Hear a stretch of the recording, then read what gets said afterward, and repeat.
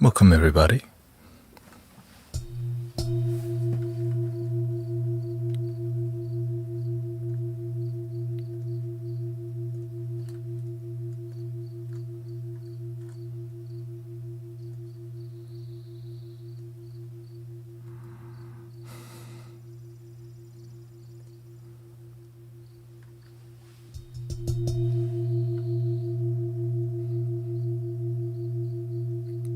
Moon Barbie, Auto Tech, and Think in Time. Fussy, Quinn, Chloe, Rainstick, Sister May, welcome.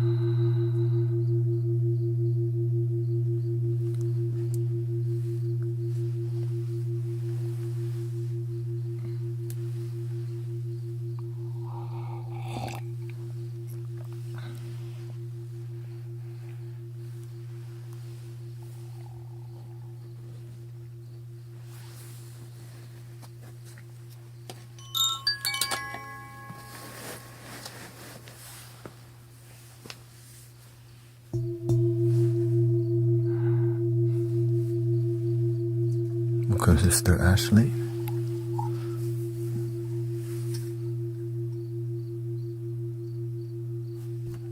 LeBron James got injured or what?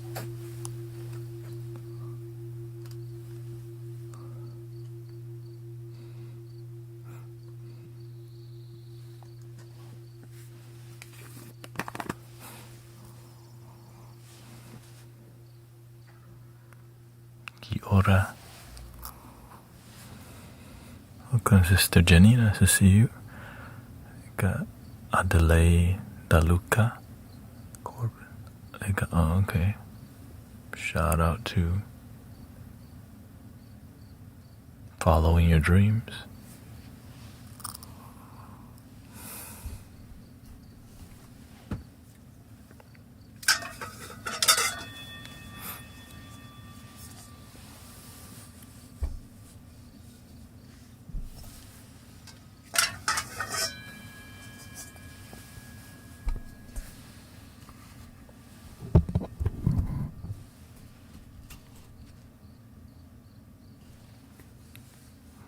Feeling sleep me?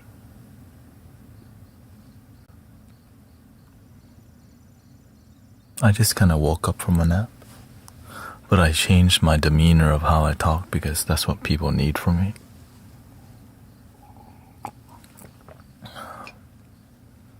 Whenever I speak in this tone, it's a lot more sleepy for me also, you know what I mean? It's like an art form. There has to be sincerity in the tone, but that tone also make you sleepy because you're speaking in a more monotone, very low volume.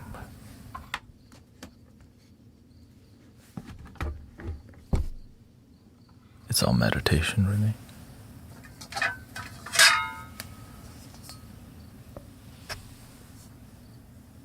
I like to grow. And to learn to be useful to humanity. You know what I mean? When you speak like this, it's very ASMR and people like that.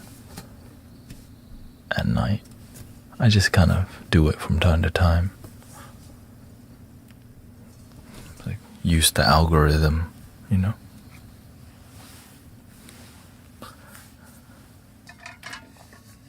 But I still feel like myself. It's just if I switch up, it has to be authentic. I can't just switch up because I have to feel like it, Gotta show up with sincerity. You can't just...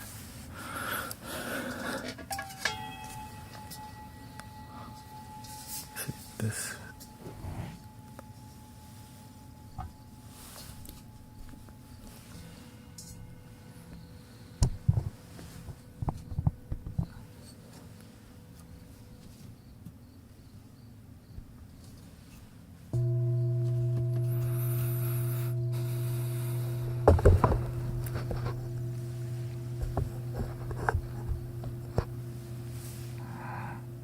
Am I a Virgo? No, I'm not Virgo. My birthday is on the cusp.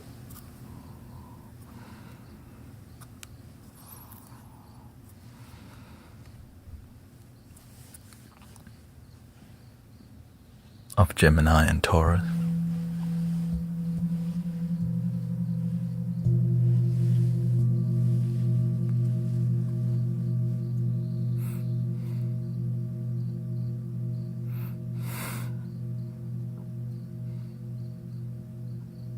Are these healing sounds? What do you feel they're healing?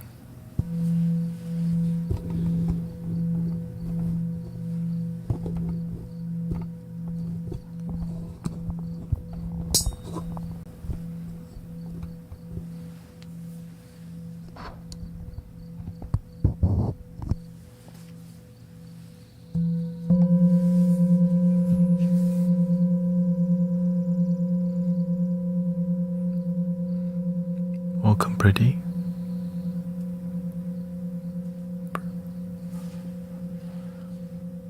Pratikni.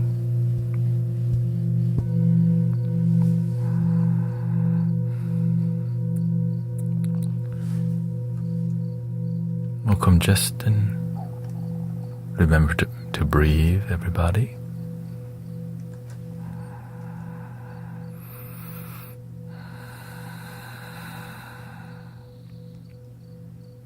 There's no particular frequency that we focus on in here other than authenticity, love, peace, harmony.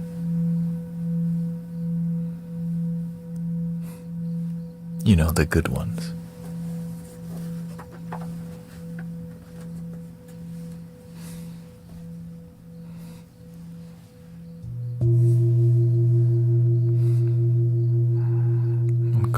Landscaper.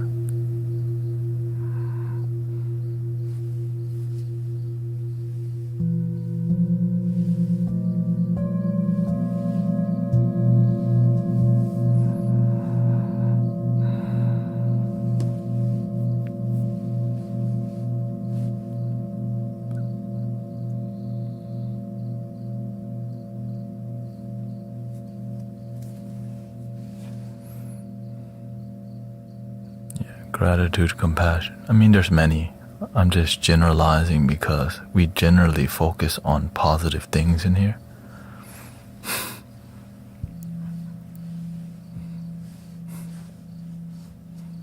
That's what this stream is about.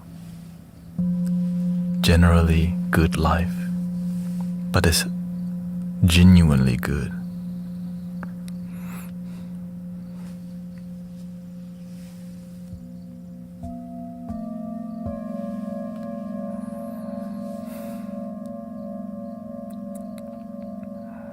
Your posture is very important, for sure.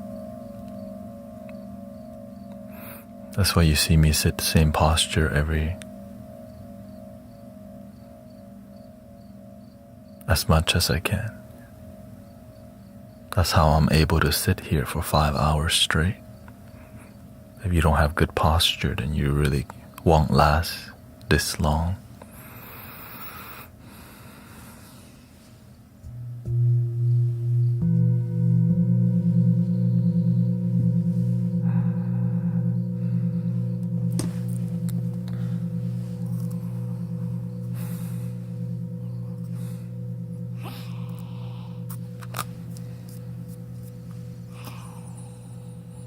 Yeah, I stream for about 5 hours at night, 4 hours at the day, around that time.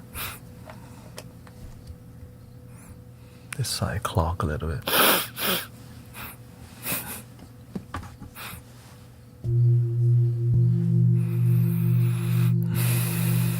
Oh, there we go.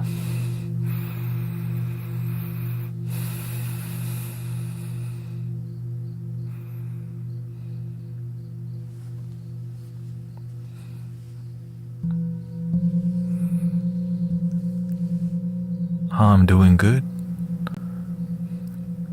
Me, I always take care of myself so that I can be here.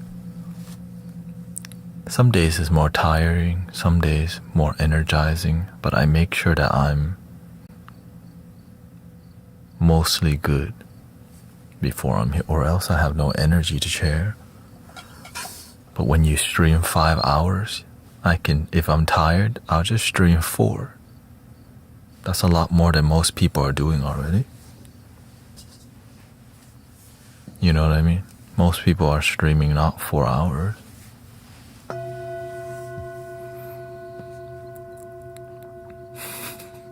Just 1 less hour.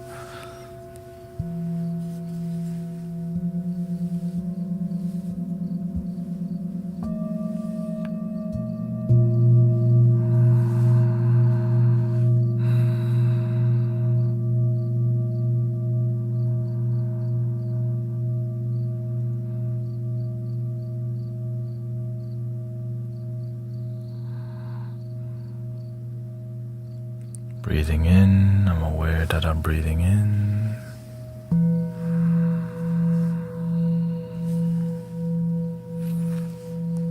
Breathing out, I'm aware that I'm breathing out.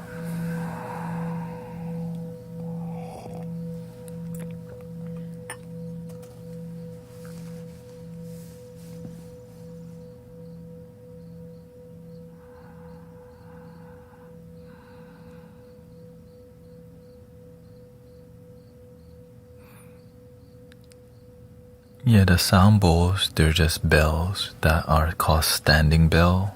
They're bells. And each bell makes music, and this music, the intention is for you to relax and not worry about the number, the frequency number. It's about just relaxing as you're listening to this. You know what I mean? Breathe, chill.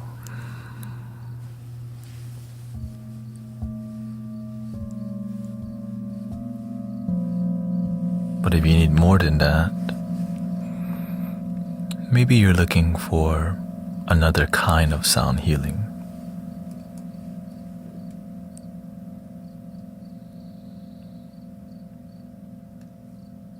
In here we just do Zen, more Zen-inspired healing, which means just chill, you know.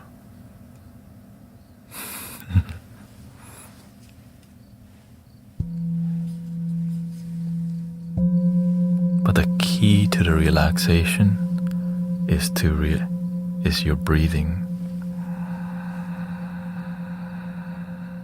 and the details, deep breathing, and being aware of your deep breathing.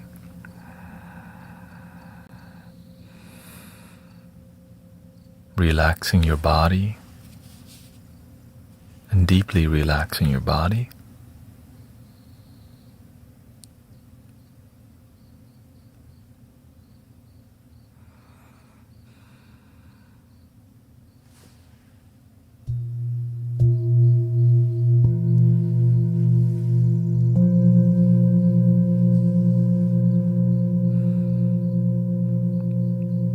I know some other communities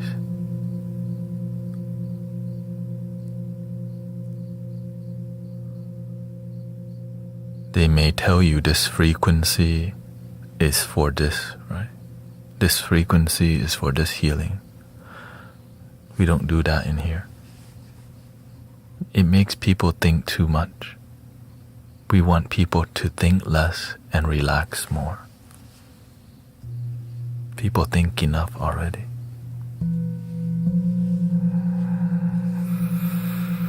And breathe. Welcome Suleiman, Patricia.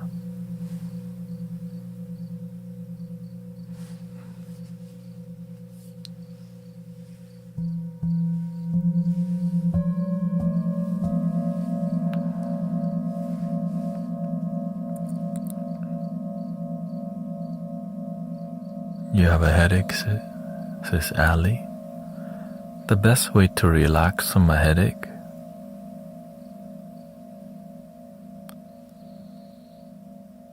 find a peaceful space where you can relax your hands, your eyes, and just give yourself some time to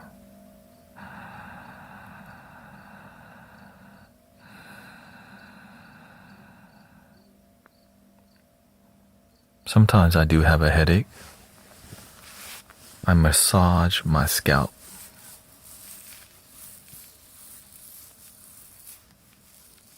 Gently, medium, not too strong and not too gentle. Like this. Just get the finger, touch the scalp, and just start doing like get on the larger pads, not the tip of your finger. Like the larger pads. And just wherever there's sutures on your head.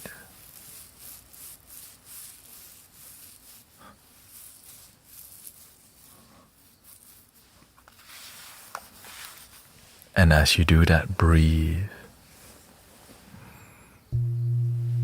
Yes, drinking water is also a huge part too.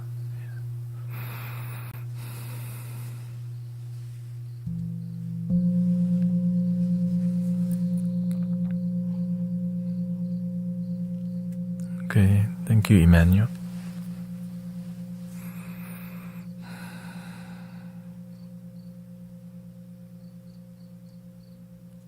Is the headache coming from work? Or what's the source of the headache? The situation that got you the headache?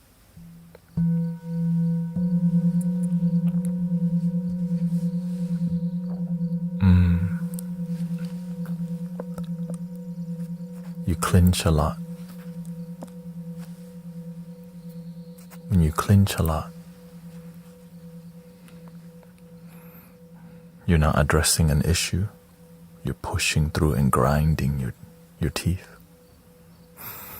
Something not harmony, so your stress is being put out on your jaw, and you're doing it so much that your brain is experiencing it.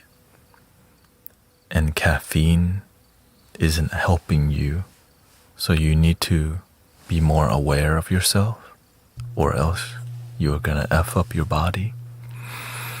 Okay? You have to be aware to realize. Thank you, sister. Yeah, okay. So you're just doing, so you don't mess with caffeine. And caffeine's not bad. It's only bad if you don't know how to respect it.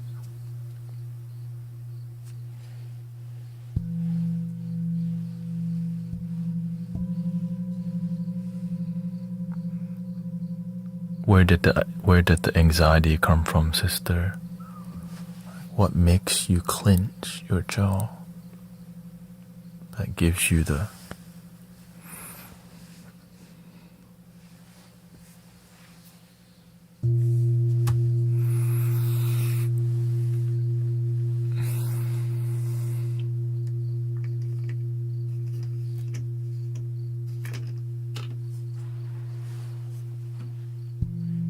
This is a root cause of why you clench so hard.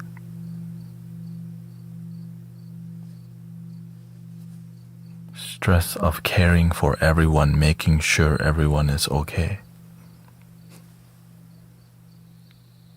That sounds very familiar.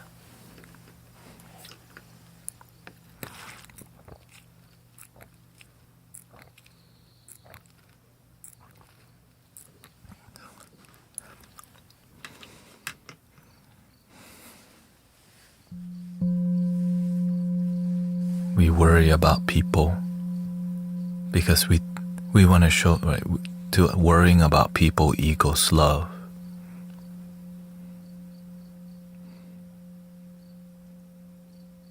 It's how you're operating.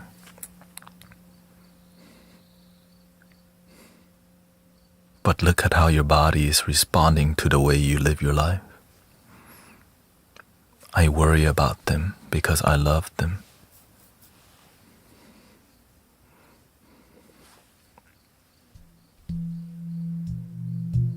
But your body doesn't feel love.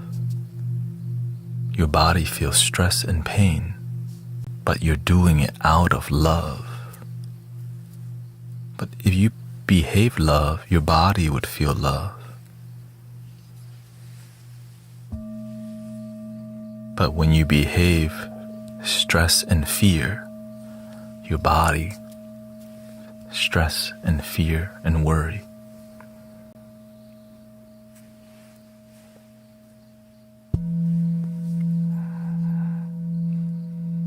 Welcome, Makiro, Chubbs.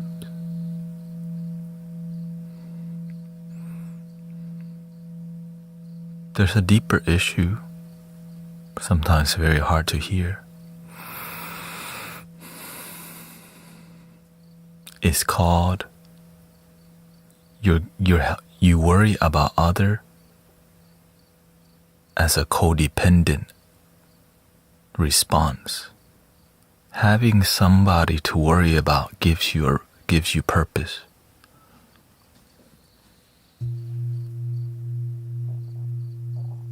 Because you forget yourself, which is why your body, you're gritting your teeth and then you get headache.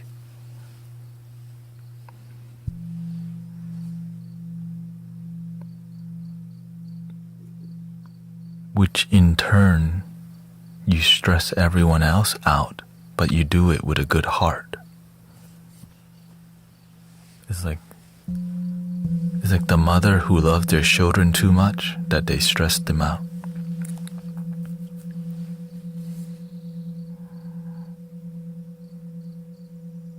Because she just can't trust.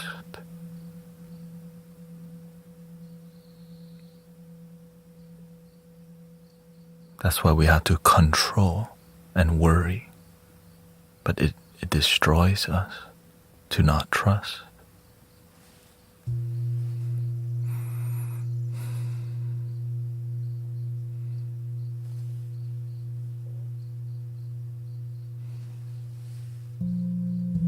Makes us not sleep. Our purpose is to worry. We think worry is love. That's codependency. But that's the best that we know. We're concerned and then we trust.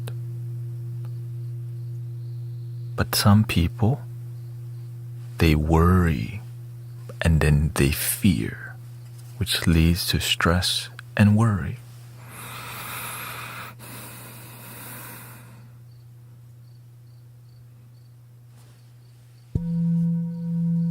Patricia says, I had to cut someone out of my life yesterday. It was draining my life force. Today a new start. What you're saying is so true. It's hard to hear too. That's why you have to be gentle with the way we talk about these things, because we have a good heart, but how come we're stressful? How come our jaw is clenching all day? Even though we have a good heart.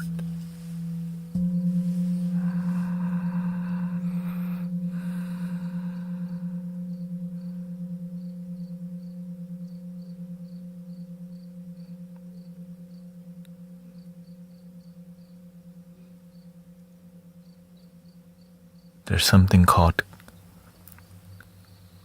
codependent love, and there's something called unconditional. Unconditional love can only exist with you and yourself. Everything outside of you is conditional. because it requires something other than you. So if you don't have unconditional love within yourself first, no matter how you love, you are spreading conditional love, which is limiting, codependent, the neediness to love somebody, rather than I trust I am enough. I am enough.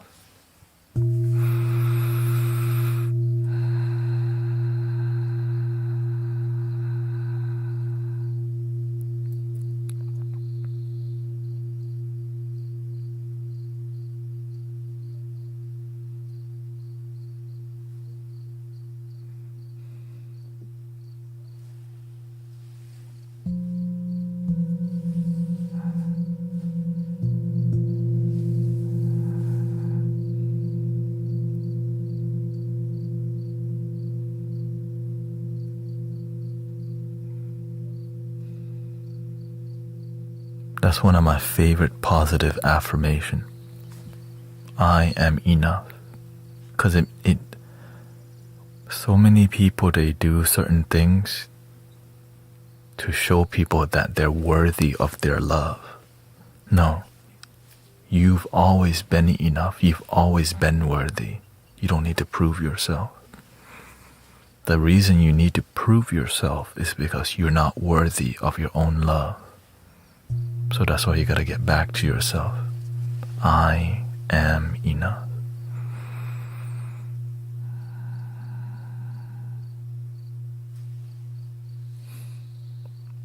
When your energy is good, people feel supported by you just showing up and smiling.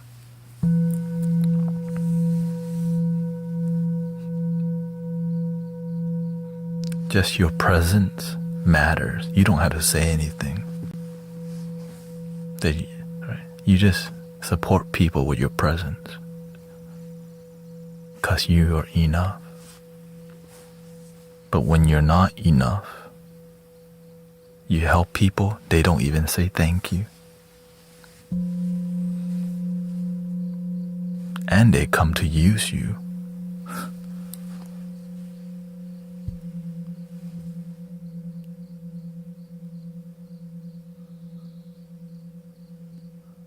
They only come to you when they have a problem. When everything's fine, they're not chilling with you. They remember you when they have a problem. They break up with their boyfriend or girlfriend. Here they come again. What's up, honey? He dumped me. Again. I told you not to date your ex. When he called, don't pick up.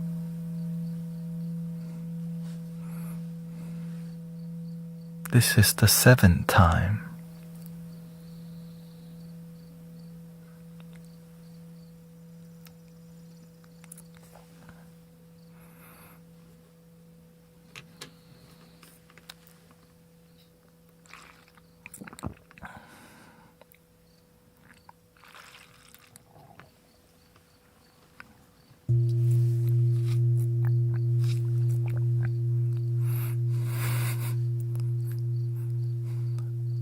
And so the friendship you have when you're not enough, manipulators, people, but it gives you a purpose too. Right? You get to help people, but the reason you help people is because it gives you get attention from helping people. A lot of good-hearted people help because we get validation from helping people. Because we don't know how to give ourselves validation. And so we help a lot of unappreciative people, making them more ungrateful, making them abuse and use us more. But we do have a good heart. We just don't have good boundary. We don't have wisdom. The more you enable people to use you, they're gonna go use more other people.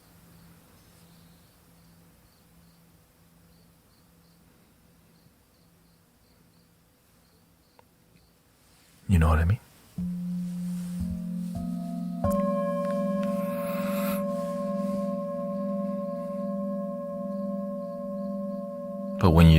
when you have somebody that always use you, and you don't mind, but when they're really ungrateful,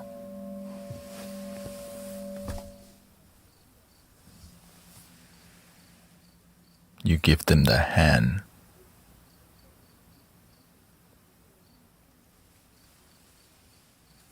I love helping you, but you've been so rude and entitled, so damn ungrateful. I've been helping you for years now, and you still behave like a child. You're right. I give you my all, but you do nothing but use me and use people. It looks like you're not improving. I don't want to teach you to be a beggar. I want you to go fishing.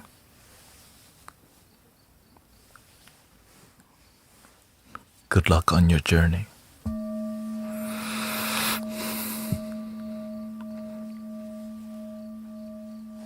But it's hard to deliver that message, y'all. When you're somebody who's too nice, it's hard, but you have to. I had to learn how to deliver that kind of message, which led me to eventually becoming a teacher, because a lot of good people don't know how to have boundaries. So many good people. And oftentimes, good people, we get attention by helping others. We get validated. But what we need to learn is to validate ourselves and help people purely.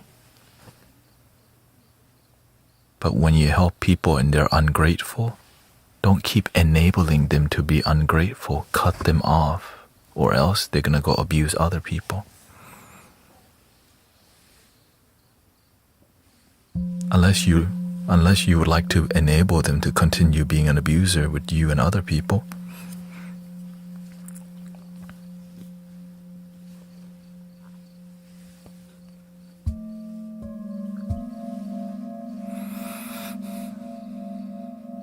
There is no easy path.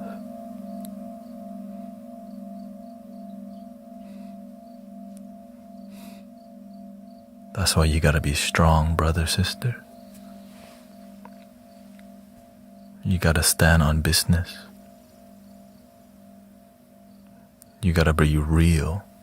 When somebody tripping, you let them know. Your behavior kinda tripping a little bit recently. Not sure what's up with you. Right. But you wanna be respectful, but also firm. Right. Respectful, but also firm.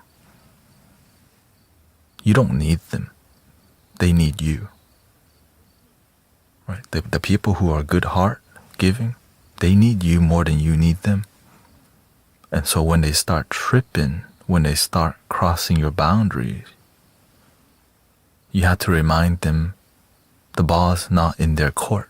They come here to use you. You don't need them. You gotta check them sometimes. Because the ego, it need a babysitter sometimes.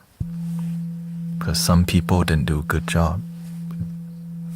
Some families didn't do a good job.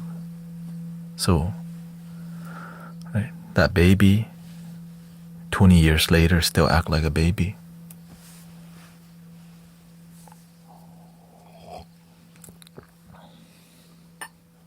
And so it requires so much patience to be a beneficial presence on the planet.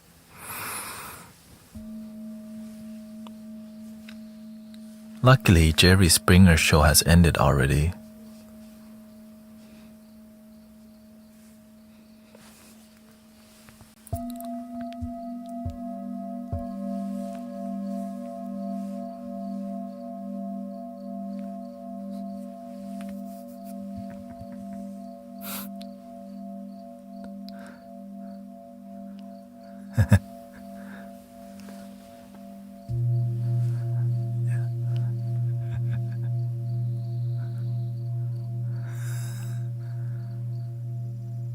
But I heard Maury still here. And we just can't get rid of Dr. Phil, huh? We'll be right back.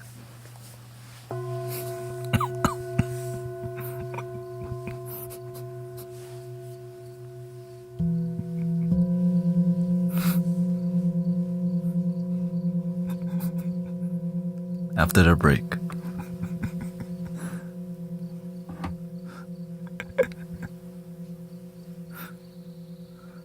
I know we come to relax, but we're getting a roller coaster ride. And what is this? Welcome to the mango cult.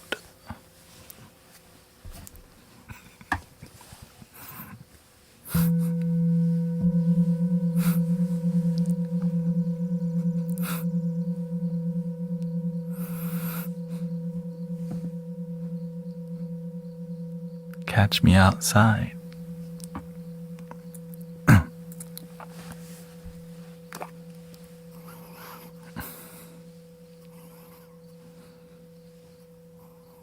Some of y'all were just born at that time, right?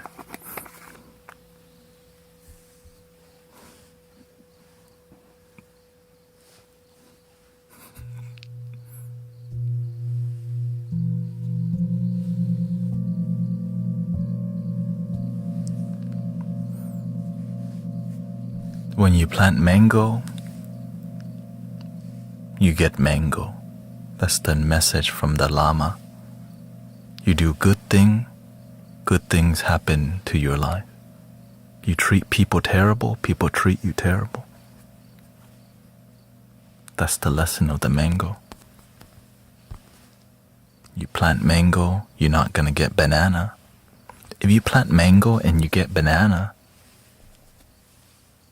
maybe you didn't plant mango.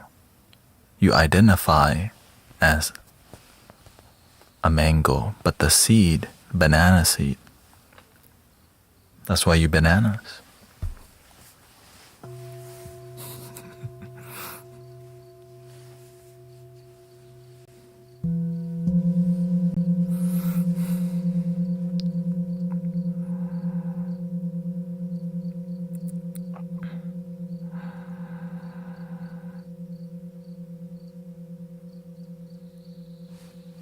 Glad to hear your life better, Chloe. And your mom too.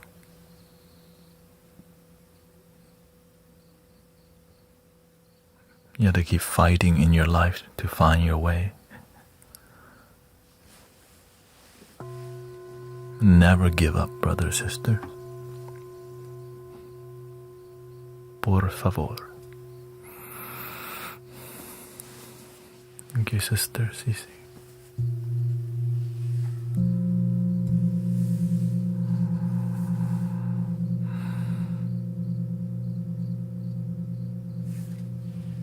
Chào G.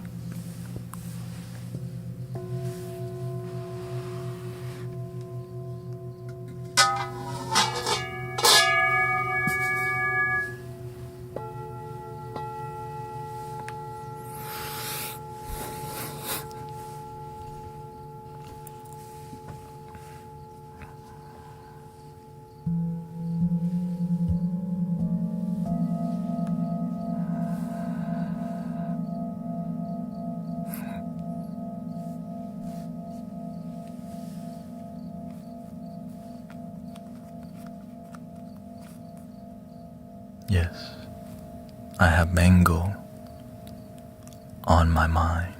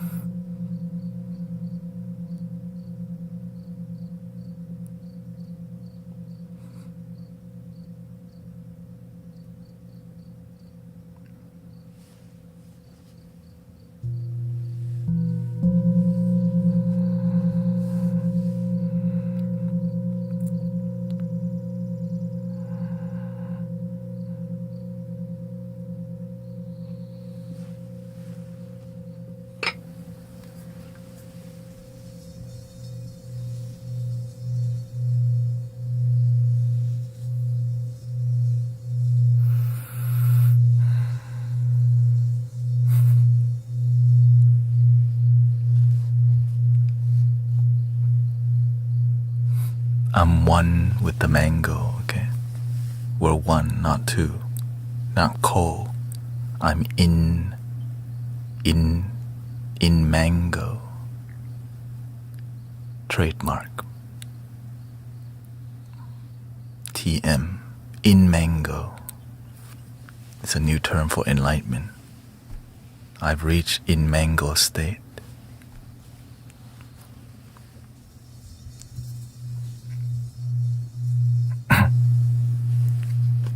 In mango.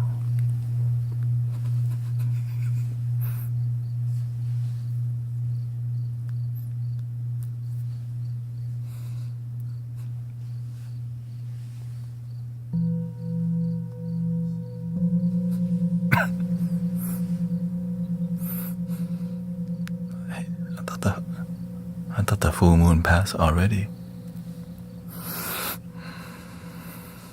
Wait, it's blue moon month. Yeah, blue moon. That's like three full moon in the same month.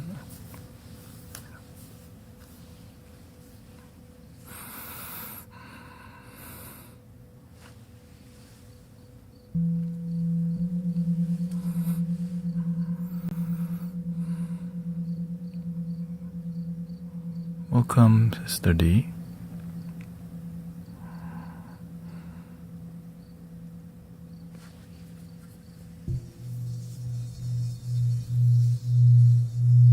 Kate. In mango, we trust.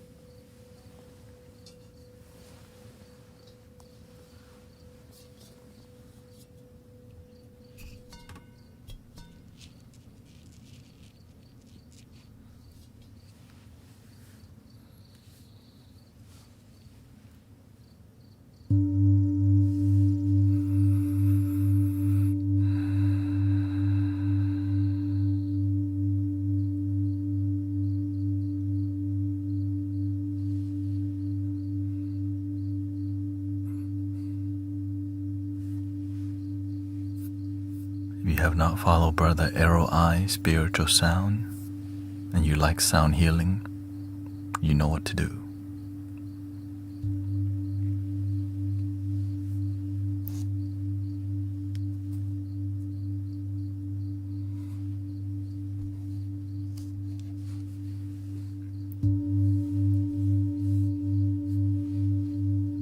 Good night, Sister Jenny.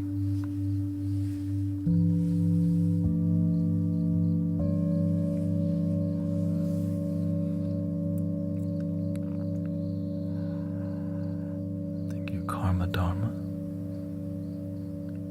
how to switch off like you.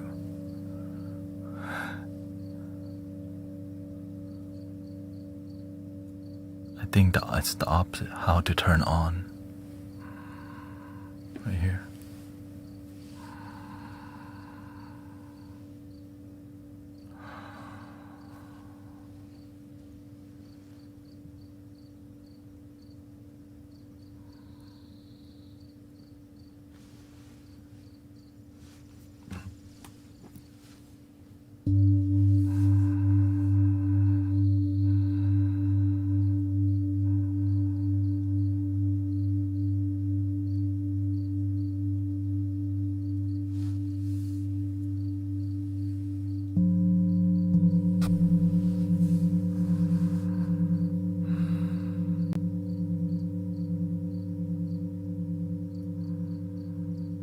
Breathing in, I'm aware that I'm breathing in.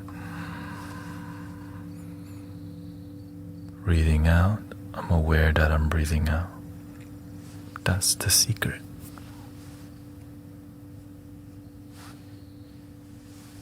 Breathing in, I'm aware that I'm actually inhaling.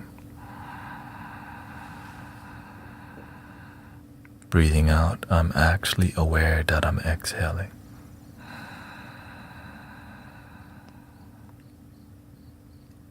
People miss the detail. They just go, but they're not.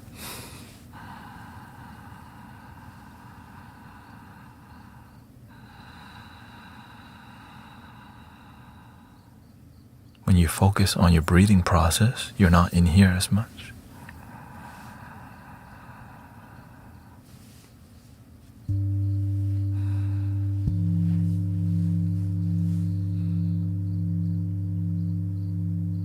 And once you've settled, you don't have to be that aggressive. You can just be gentle, but continue.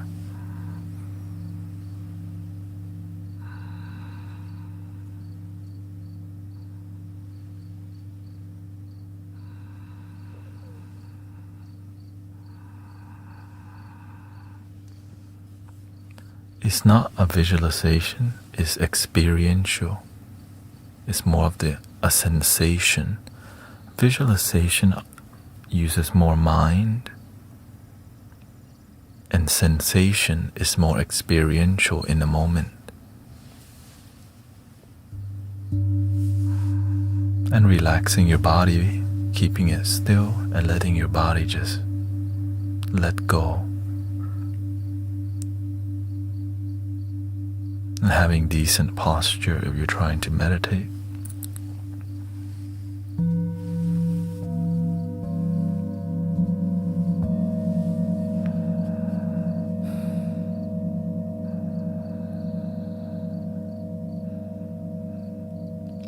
You start to yawn because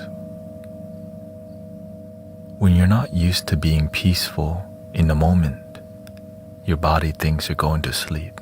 I had the same experience when I first started meditating. I fell asleep for the first maybe 3 to 4 months of meditation because my mind was not used to being clear. When my mind was clear, I thought that meant go to bed. I didn't know I could be clear and awake. It's amazing, y'all.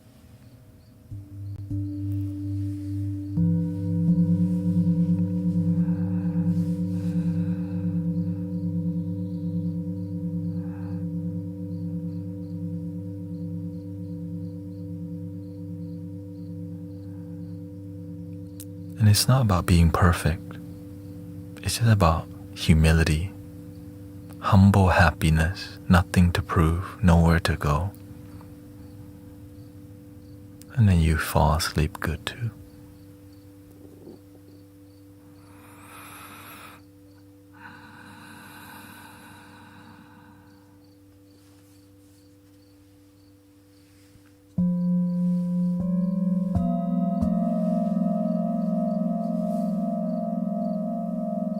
Thank you for your blessing, everybody.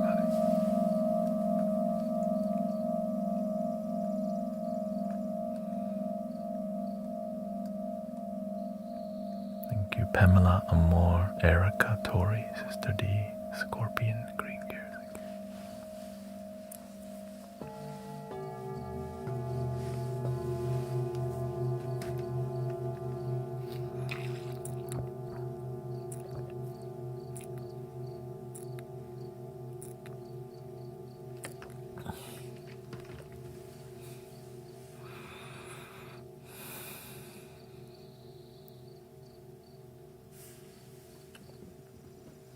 And how are we feeling so far?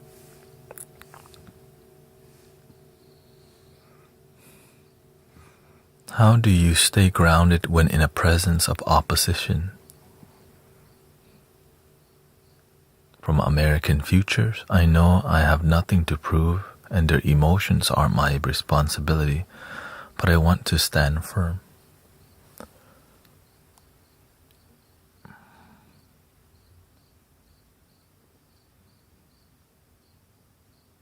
We don't have to agree each other to respect each other. But some people don't practice that. They don't have to. But you practice your principles and virtues that you truly believe.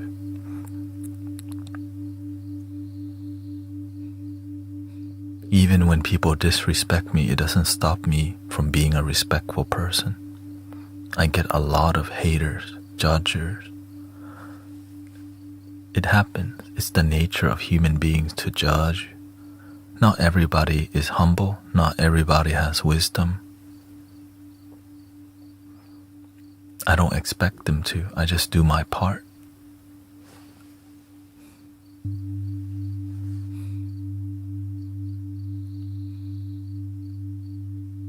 I think most people agree that human beings should respect each other, but some don't practice it very well. They just follow respect, but don't practice it. When I see somebody like that and I become aware, I just become more of a deep listener. Because if you're talking to somebody who's not authentically respectful, it shows in their language, their demeanor and body language. I'm not here to argue with a wall.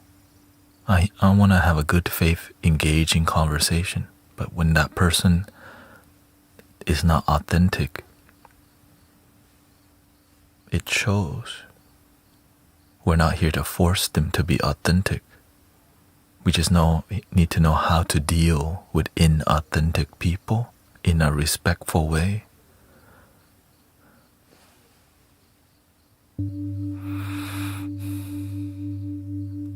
Or have boundaries and walk away. But one thing I don't do, I don't debate people. I think it's silly.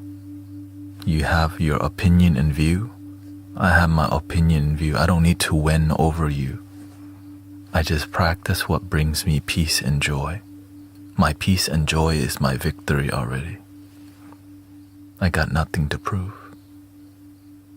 Nothing. That's why I don't need to debate. I'm happy. Why are we debating? I don't need to win.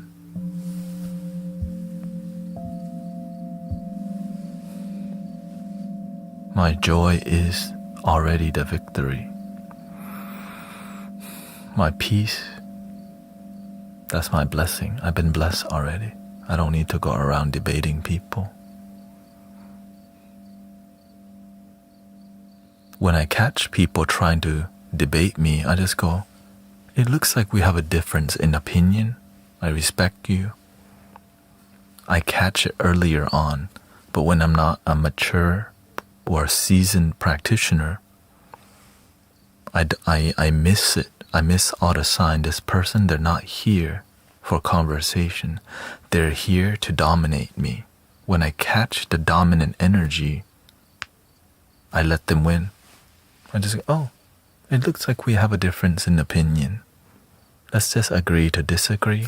I respect you, you respect me. One love. That's it right there. You just mentioned the word one love. It clears everything.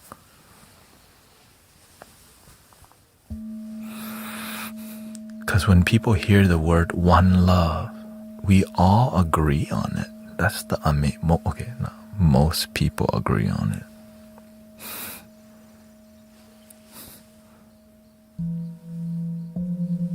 When you hear, the world uniting and being more kind and loving. If you're not with that, then what are you with?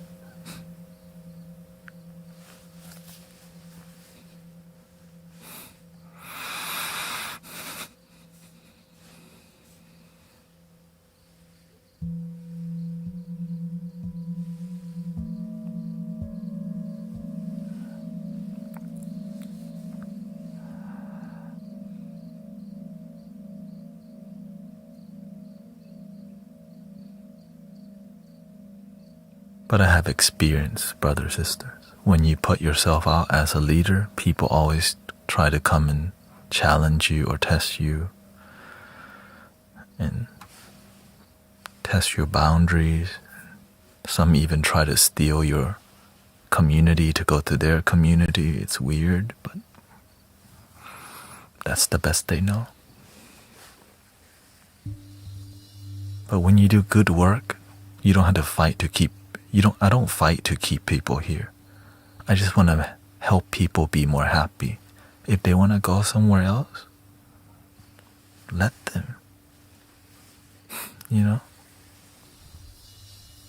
What I want people to be here because of love, not because cult mentality. Mango gang.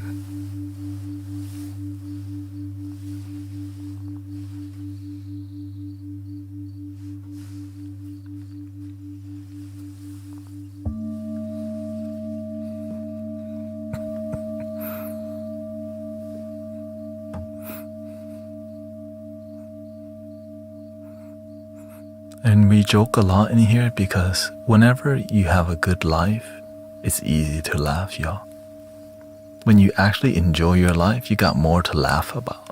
You can joke around because we're not like, he's not very spiritual. Why is he always cracking jokes?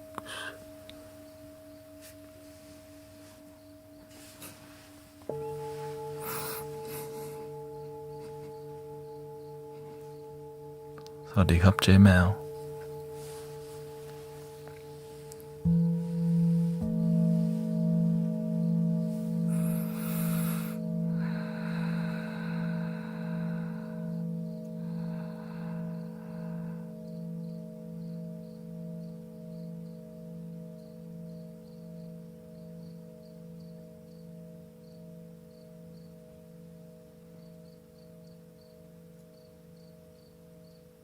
And so everything we do in here is designed for a reason. That's why we say love your damn self. It's not an accident the damn is in there. It's not an accident the mango is here.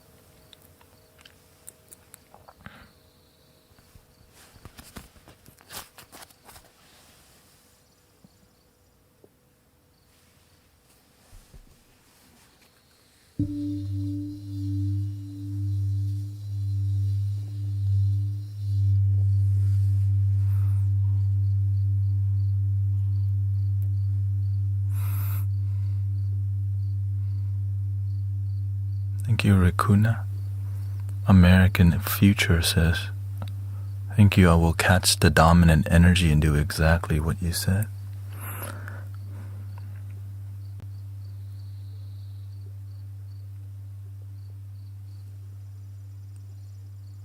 The more you engage with people, the more you learn.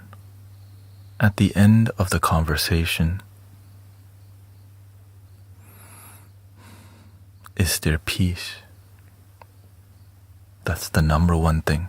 At the end of our talking, did we lead to one love, or is it really a bad vibe? When we end on a unifying note, that's why I don't debate people, because when I see people who debate all day, the energy is so yucky. Even people who are from the same religion, they're like doing the Bible battle.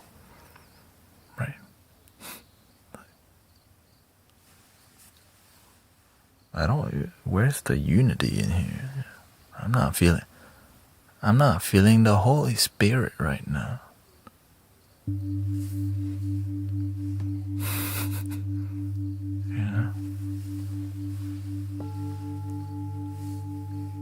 But whenever the conversation is something that unifies, it's emotional. We went into a deep conversation, and at the end of it, we found a common ground and a reason to unify. That's so beautiful. That's exciting.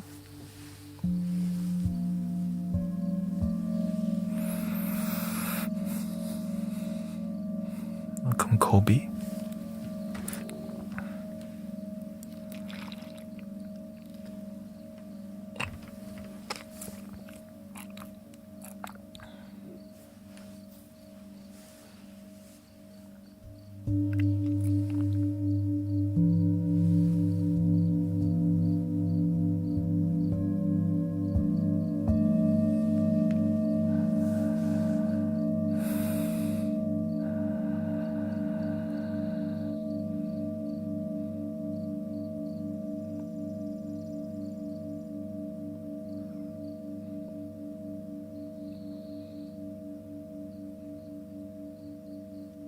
Here's the big but.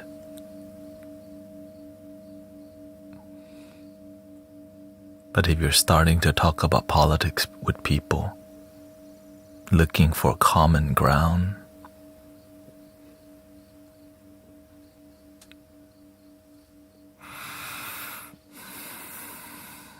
that's where it gets messy.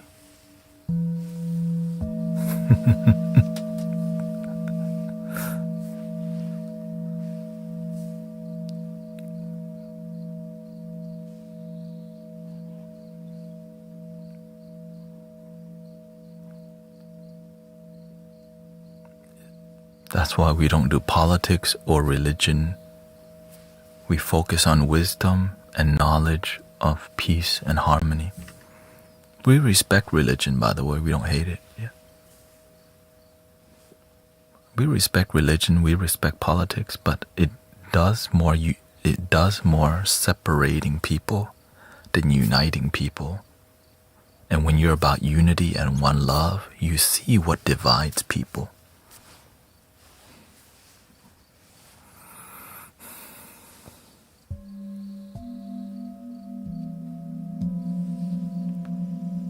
What about pineapple on pineapple?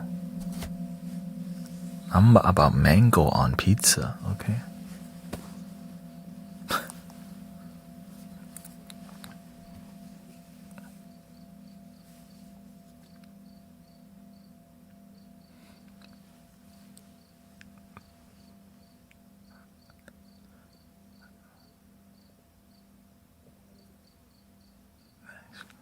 What planet is he from?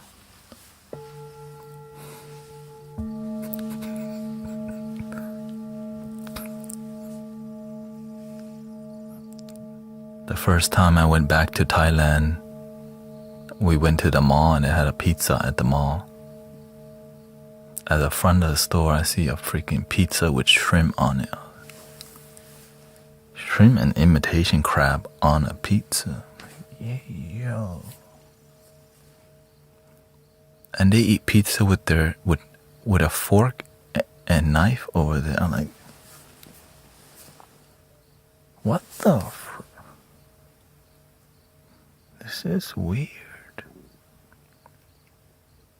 For real. Yeah. All right. I'm good at blending in, of course. Of course.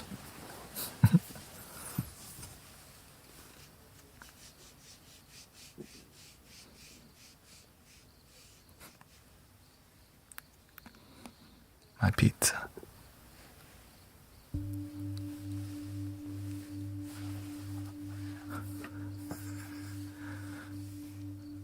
I'm surprised they didn't do a pinky up while they ate it too, you know.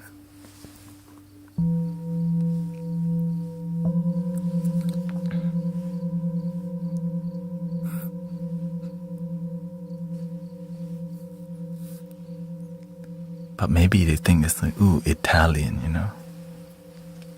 Italian and hand.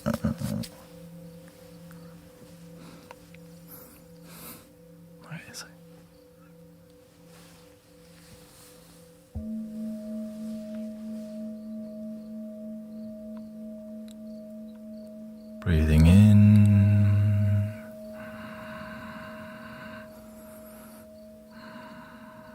And out.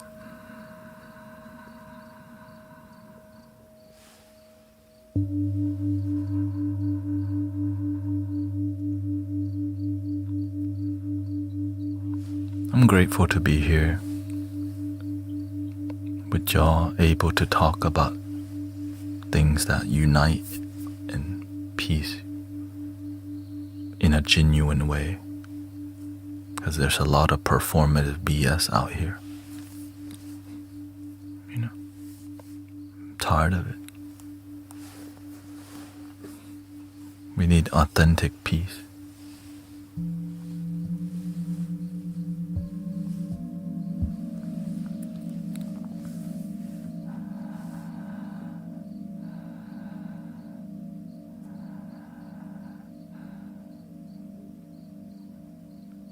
That's why I say cut the fluff. Get to the damn point. Some people, they be doing too much word salad because It's not authentic. It's just their turn to talk. And they need to come up with something that goes, well,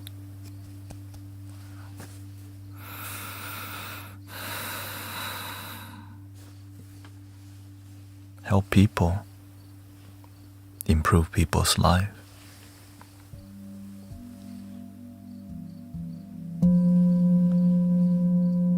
Help people rise from their depression or sadness. Help them find a job, find your calling, help them sleep better, feel better, but do more than just acting, you know.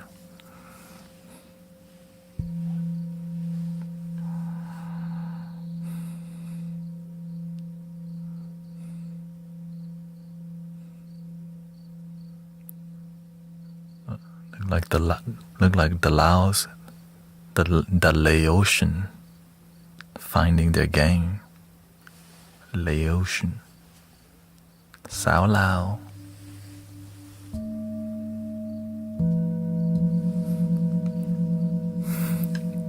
Mate.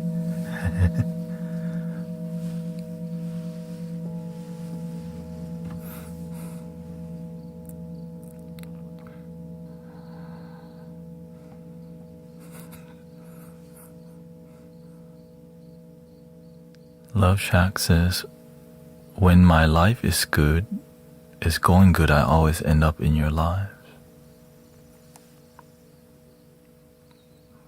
That's why people come here.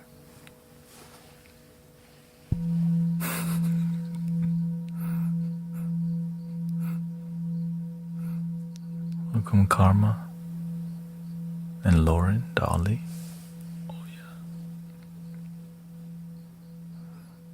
We try to create something real here, real peace, real conversations, no strings attached, you know. Peer. You don't need to be Mango Gang, Buddhist, religious, just be happy, be peaceful, chill. But if you are,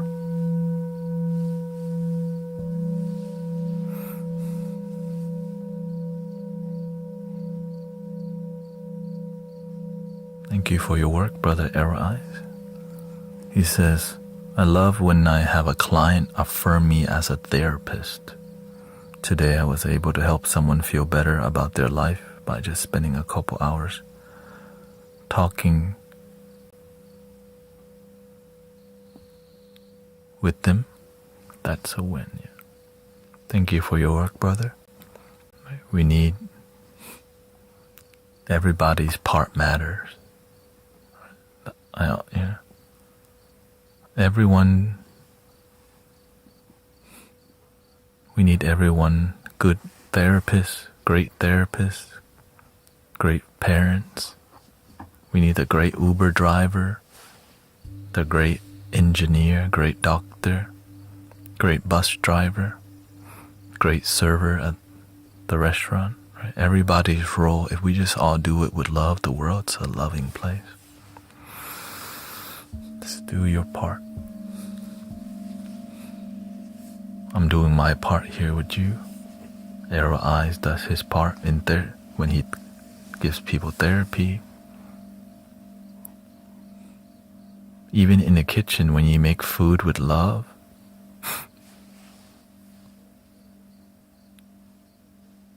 You know what I mean?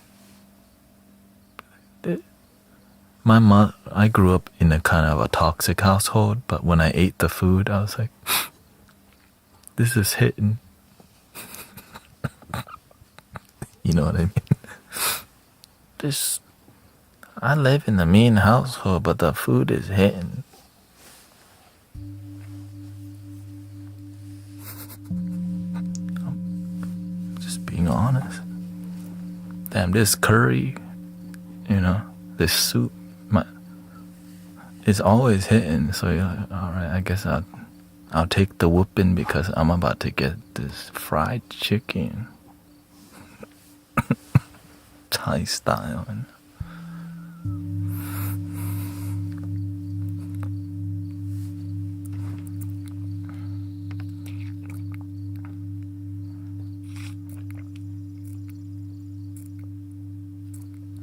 Thank you, Kim. She says, Mother's Day got me. My mom passed July 2025, so lots of tears. Riding the wave and listening to the Mango Gang. Make sure to follow Brother Arrow Eyes because in June and July I will not be streaming here. I will be in Vietnam.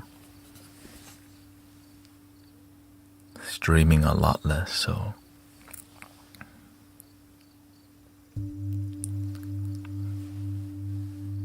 good luck. But I do have shorts. I'm gonna upload 2 months of shorts content. And you can always watch the reruns and listen to the album. Yeah. Patricia says, sorry for your loss. That's from Kim. Yeah. And I think many Sister Bella Fascia also been streaming too. And anybody else stepping up? Great, Everybody's Mystic Village. Because it's about following your heart and being actually helping people.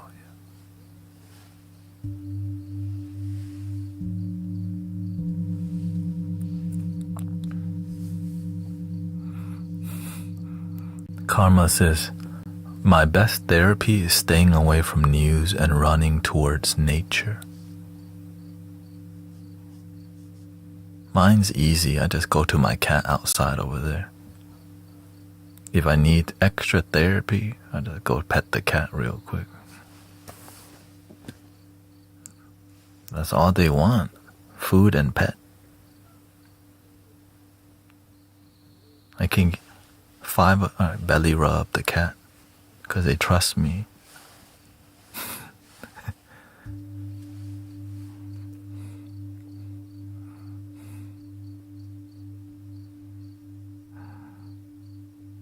But when I come in here, it's also therapy for me.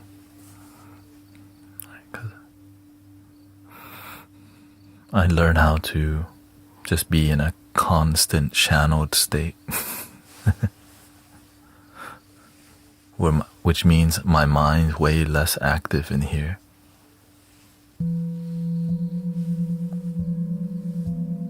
My heart is just gonna operate from here. And I think y'all too. Right? Many people come here, their brain starts dissolving, and you just breathe easy.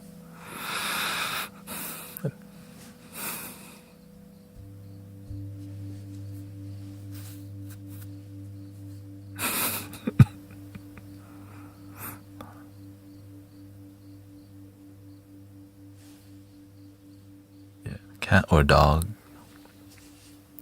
I like them both.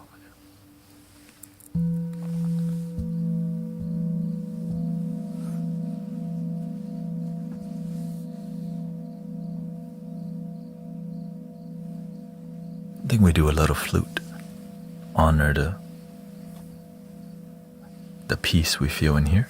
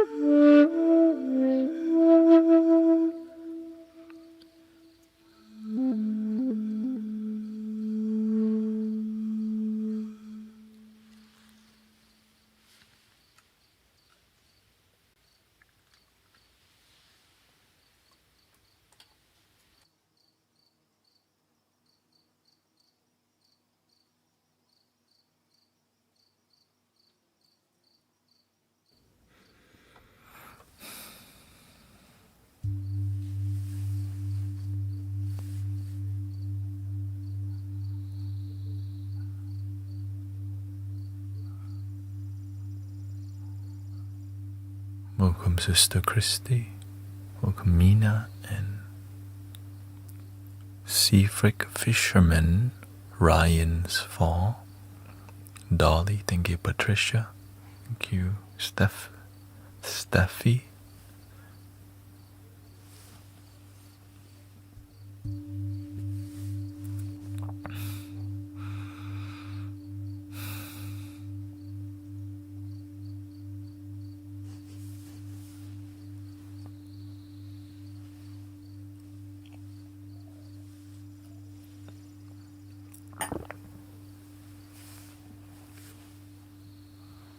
I'm doing good, thank you.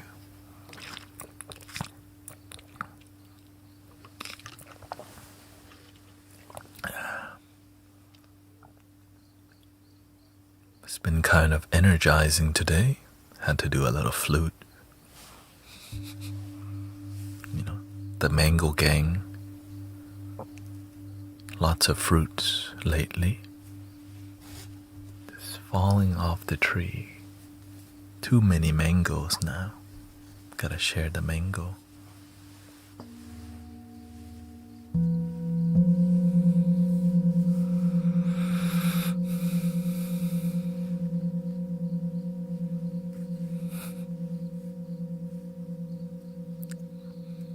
Alicia wants me to play the Egyptian flute today.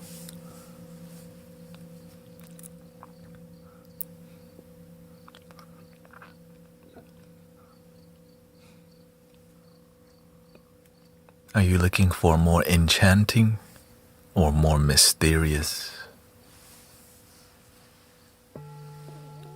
Egyptian flute? We got a lot of Egyptian flute.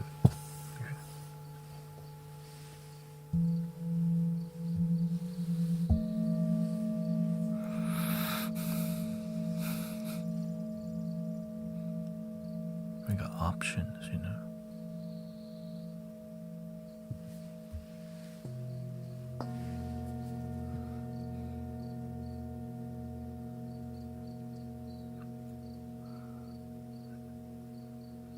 Here we got mysterious, enchanting. That's generally the vibe.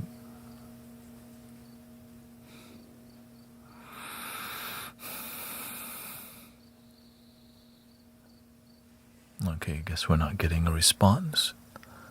We're just gonna go with, let's see, what do y'all need today?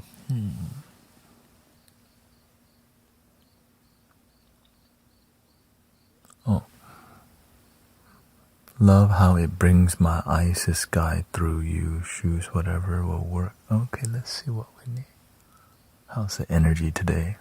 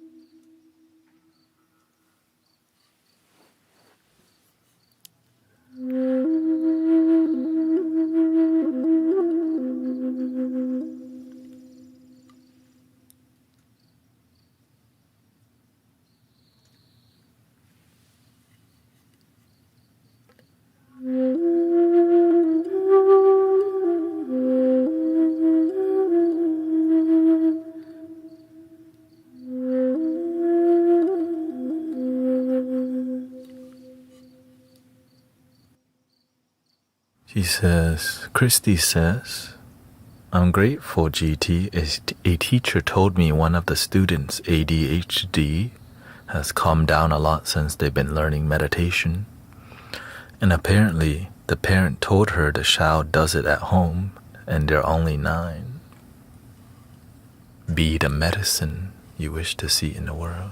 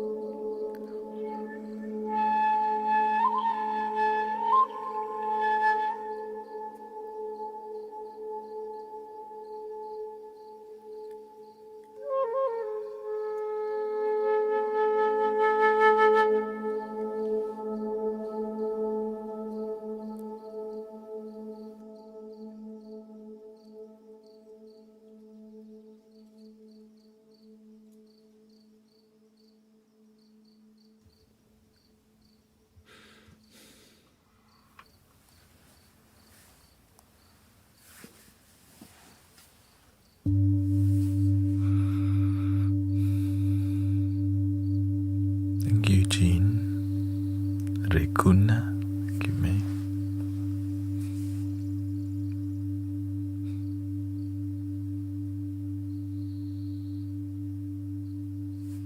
Give you, Alicia.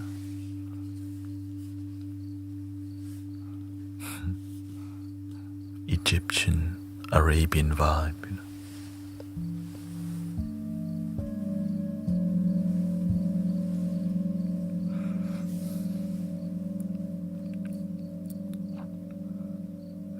Many cultures. Thank you, Flux a million. They're very similar, but there's like really there's similarities, but the most distinct vibe, the Egyptian vibe. Yeah, Egyptian and Arabian flute, you can kind of say they have this. It's a scale called the Phrygian dominant scale, and there's varieties of that scale. Yeah. Which is a similar scale to the Egyptian scale is the Japanese scale too, which is like the in between.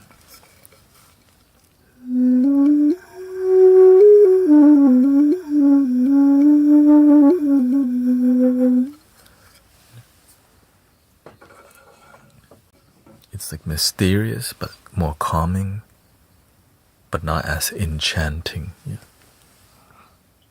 And then if you want to cross over completely, then you get the Bansuri.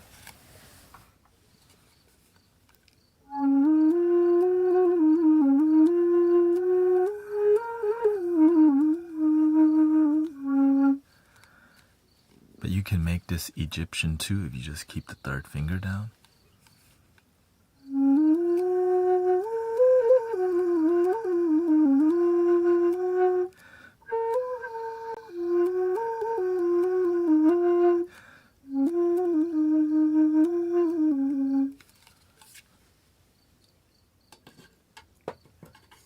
Which is more, I would say, more Japanese. The Arabian and Egyptian is one of the hardest to harmonize with others because it's such a... Oh, there's no other flute. Okay, so if you look at this is an Arabian flute, okay? Look at the very last hole. How far it is from the rest. Like you actually play that and there's no other flute that has a hole all the way down there. Right.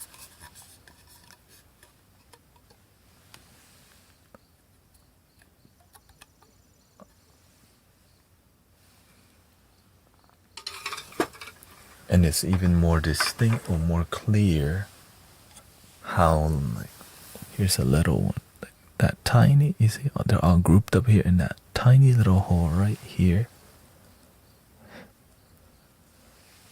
And that's what makes that jump. Right, that jump from like lower tone to all of a sudden like me.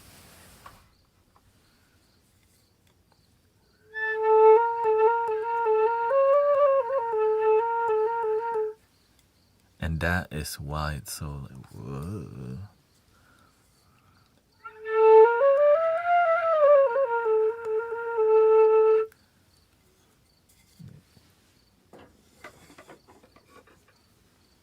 The Bansuri has a similar experience, but it's not that far, right? It's like, all right, that looks like it's together.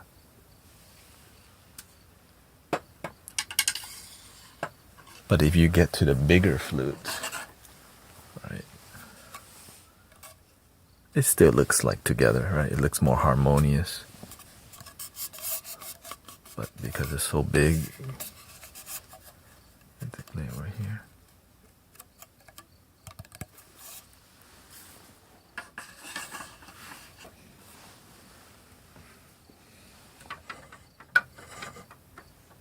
And they're all different. This is also an Egyptian that doesn't include that, right? it doesn't. So this one would be aligned to like here. Okay, so this one only has 4 holes and doesn't include that last hole at the bottom, as you can see. So there's many varieties, and each flute maker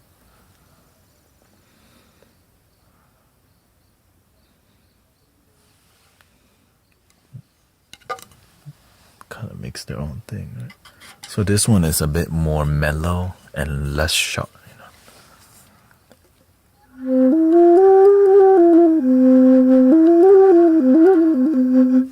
So very easy to play, but hard. The more simpler the flute, the more technique it takes to like make the flute spirit come out, right?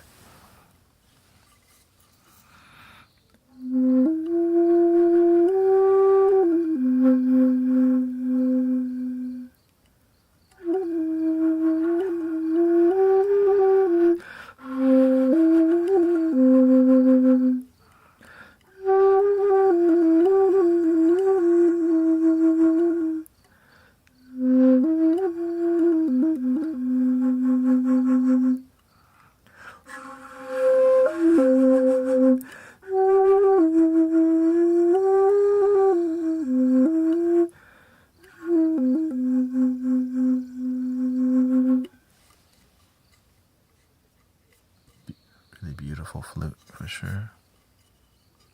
This one never, I don't think this is a flute you can't miss if you just practice. Right, there's 4 holes. This one is, if you don't practice, you will definitely miss because there's more to deal with. The finger spacing is farther, right? And the scale is more unique, and so if you don't play it, you can hear it.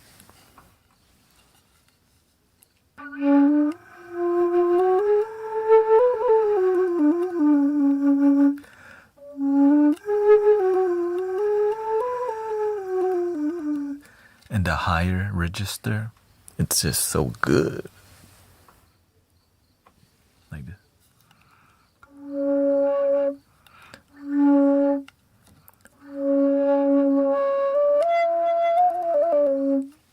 Let me do it properly.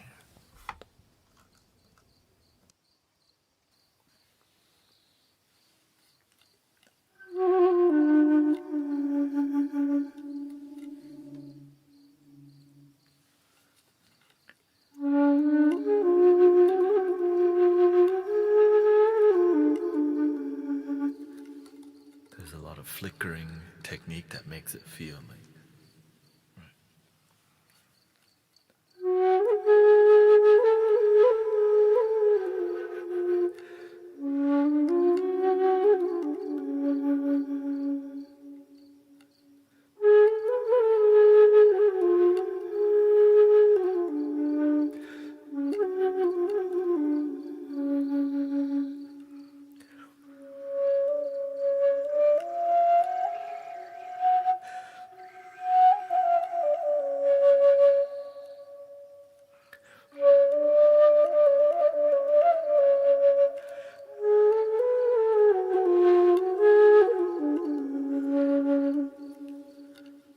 This is a more mysterious, okay? This is more enchanting, okay? And the design of this, it has 4 in the front, 1 in the back up here. So you play it like this, you put a thumb in the back, there's 4 holes in it. I mean, I'm sure you could add that, but they just didn't design it because it would not be beginner-friendly flute.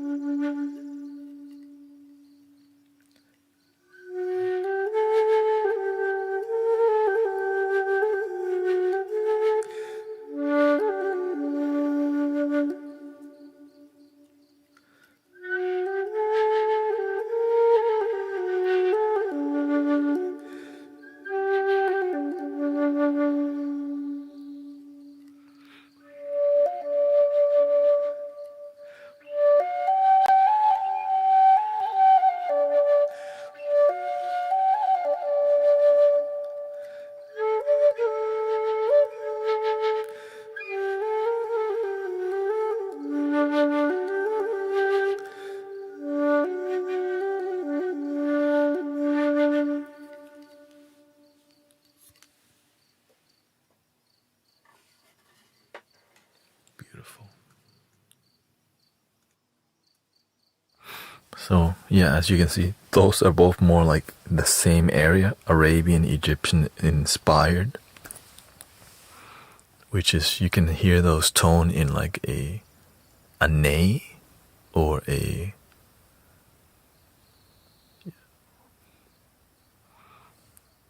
and each tone, like every flute in here has their own unique thing that it does to us. That's the beautiful part. And when you learn the magic of, it's magic, that's what it is. But learning how it affects people in a positive way is dope, y'all.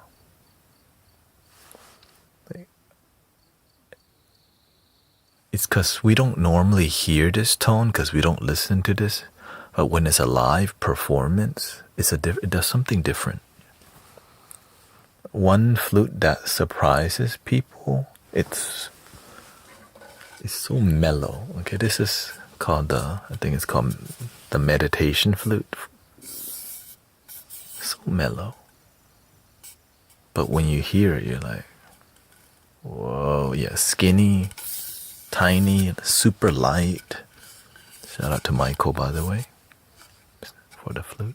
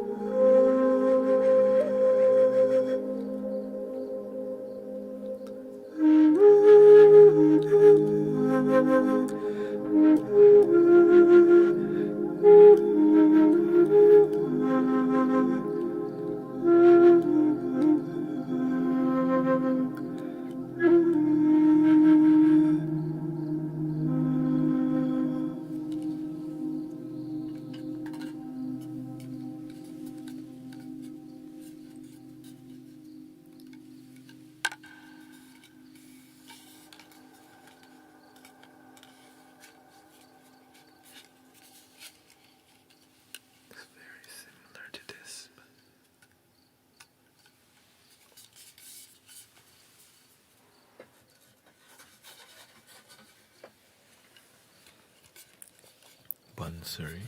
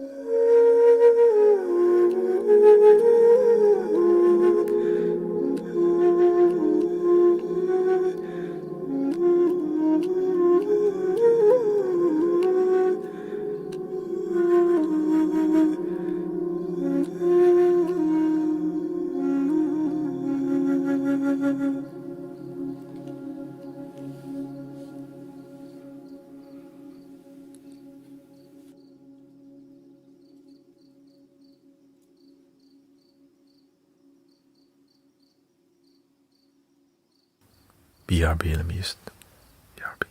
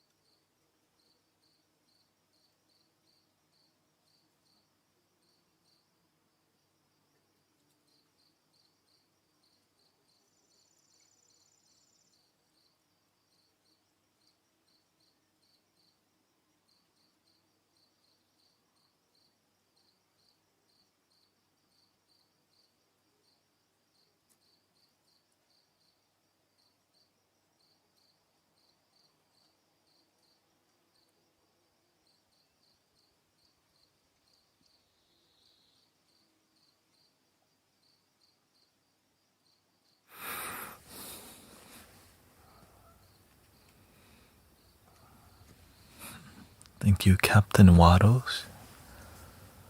Because I can't see because I'm here for the audio. Y'all about to get me through my night shift. Welcome, Unicorn. Ian. Thank you. Here we have flutes from all around the world. I do want to get a duduk. There's more flutes that I would like to get, but not yet. I just want to increase the quality of the flute, like the Native American flutes.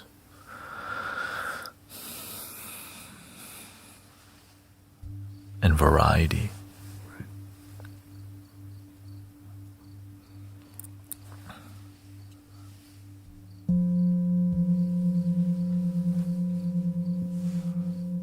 But it's already great, mainly.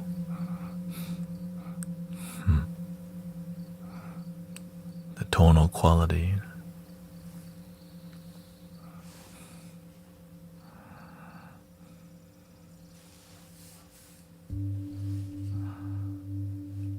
A lot better than a 3D printed. I started with 3D printed flutes.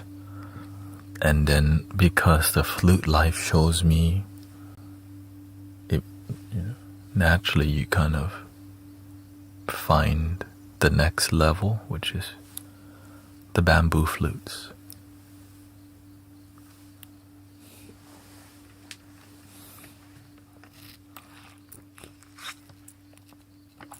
But that being said, 3D printed flutes are still incredible. But when you've heard the difference between wooden flutes and 3D printed, there's no going back unless they actually made a great one. Yeah.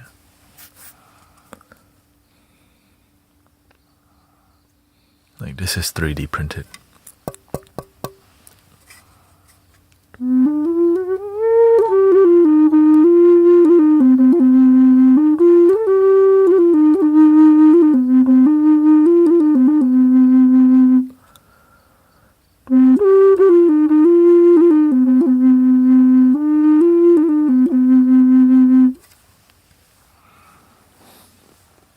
But I learned how to make sure I disguise the sound a lot.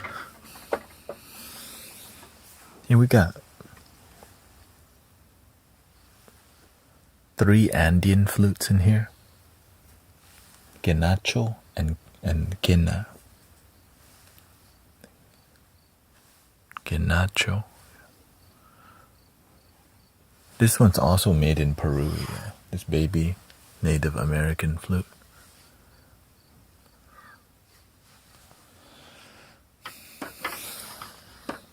Call it that one. We call the cricket, because a tiny, tiny little flute.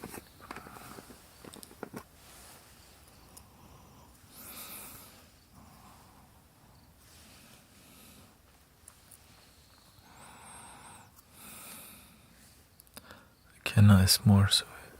I mean, it's a different tonal quality. No, this one's actually hardwood.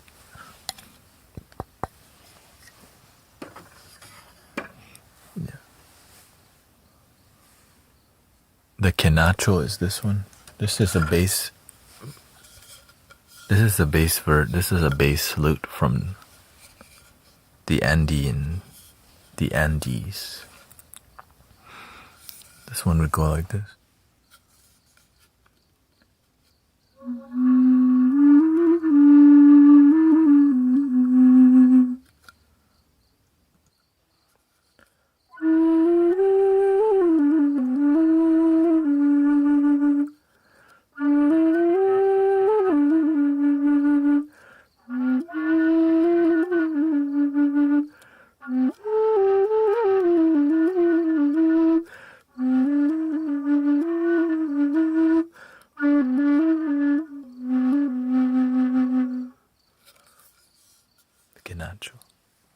Bass version,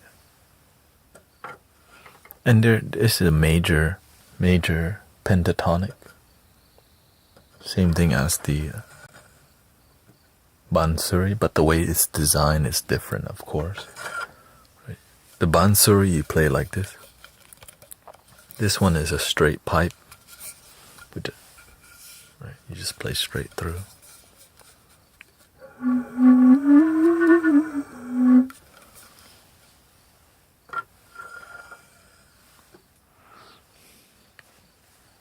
Then the kenna is the same bird. This one is a hardwood kenna. That one was bamboo. The bamboo gives you a more like mystical, hollow feeling. And the hardwood is a lot more crisp and clear, which is like very... Like the clarity, it makes you experience clarity.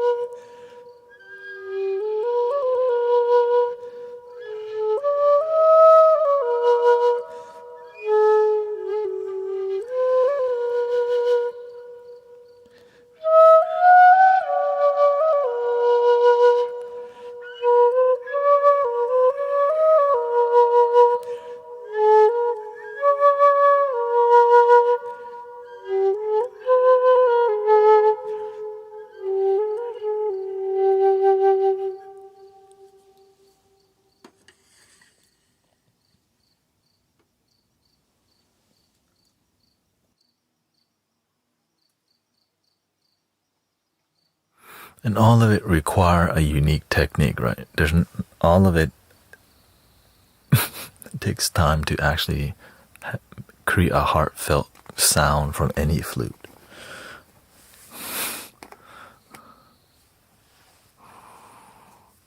Especially the bass flutes. I mean, they all have their challenges, right? But the most easiest one to start is the Native American flute. But many people will stay at that level because it's hard to improve unless you give your heart to it, you know? Right, easy to get started, but hard to master. Native American flute.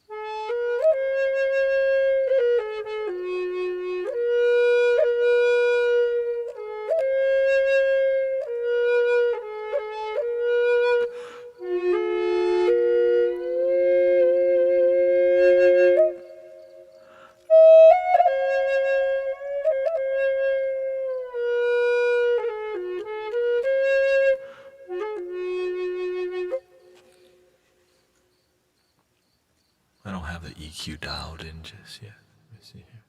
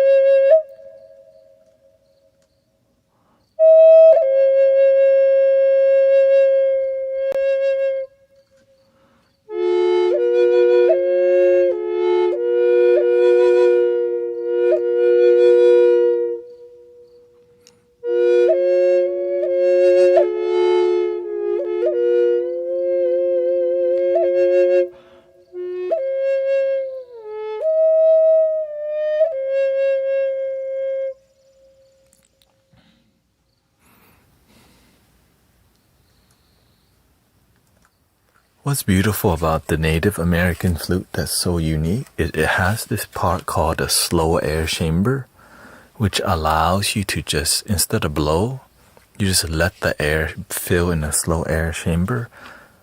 And with practice, the air just slowly makes a sound. So there's some soothing,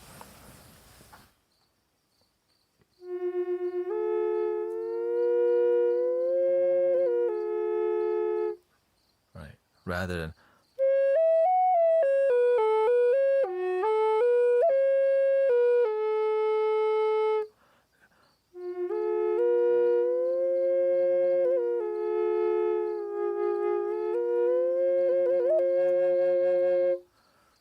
and the vibrato on this one is more distinct because the design and all of that. So beautiful.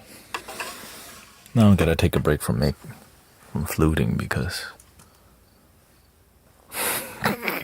it's a lot of energy.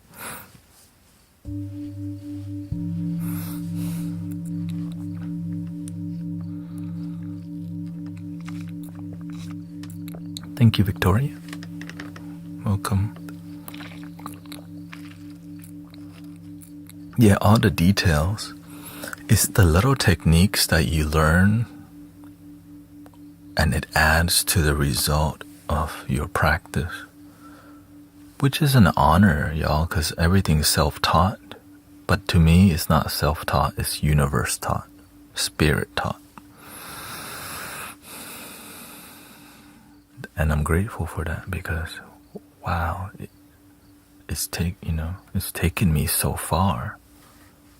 I just start with 3D printed flute and then something happened, Which is, very emotional for me because it's like, wow, I just feel love whenever I play the flute. Yeah, you feel, and I see how it affects people whenever I lock in and do it. When I do it in a more responsive way, rather than general playing, people don't know what's coming. That's what it is. But what happened is always like something emotional. And because I have a deep relationship with most of these flutes, I just sit here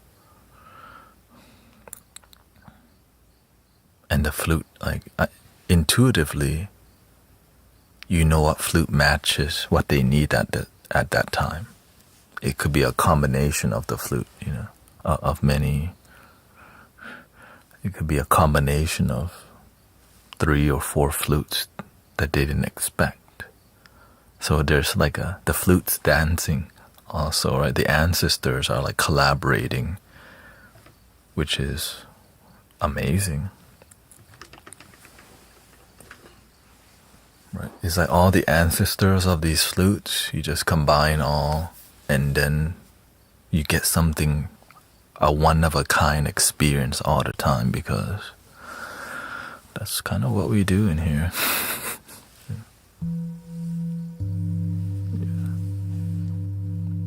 I have a family heirloom here, the flute that passed down from my uncle who passed away. Nobody else played the flute. The flute life chose me. I played the flute in the Thai temple. In high school, I played the cello. I don't even want to remember that I played the cello because I didn't like it, but I just did it because I didn't know how to quit. I loved the sound of the cello. I just didn't like playing it. But I didn't know how to I want to join choir instead. But life is life.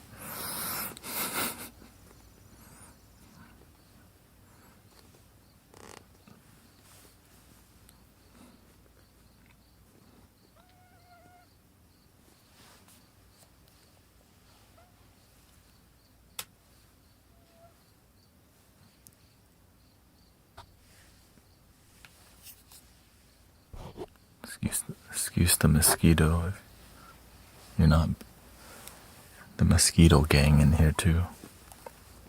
Trying to eat the mango gang.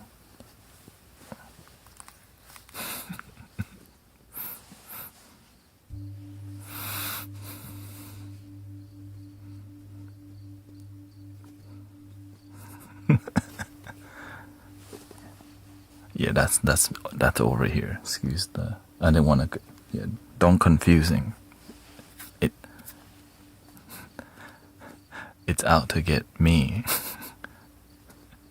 My karma has arrived.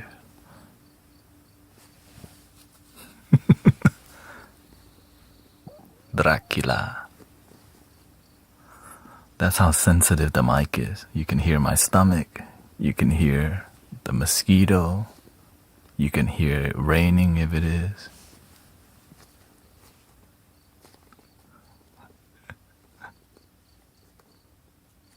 And there's 4 microphones pointing at me right now, so.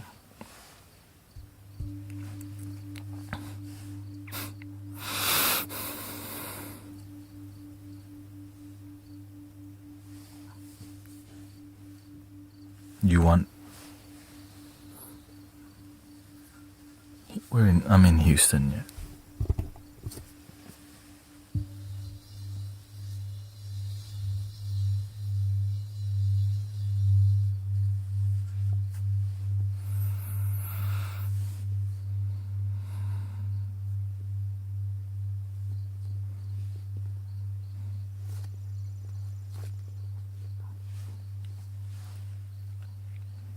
Okay, yeah, lots of Houstonians in here for sure.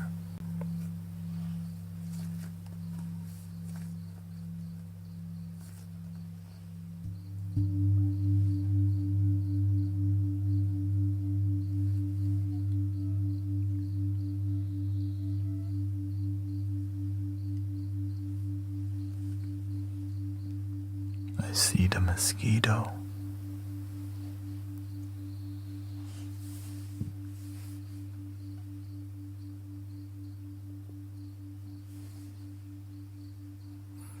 Yeah, every Sunday we do a free sound bath here in Houston, Texas. So if you like free sound healing, you're welcome to check out HTX Meditation.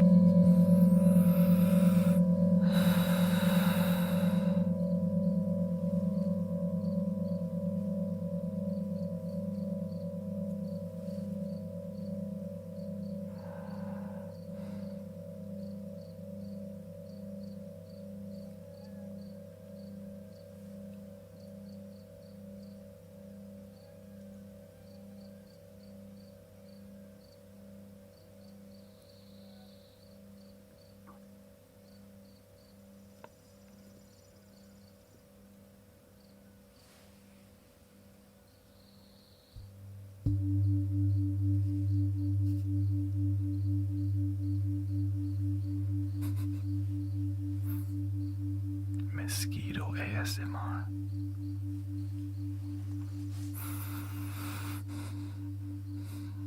I don't know if that's pleasant or are we looking around trying to swat. You know I don't swat.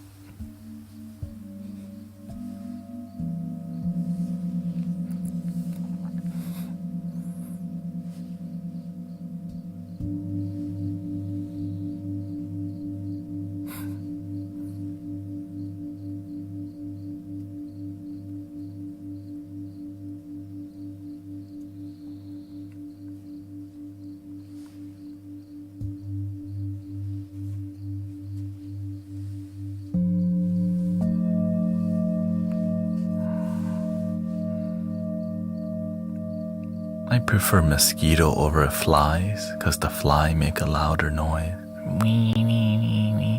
Mosquito be kind of like more demure, you know what I mean?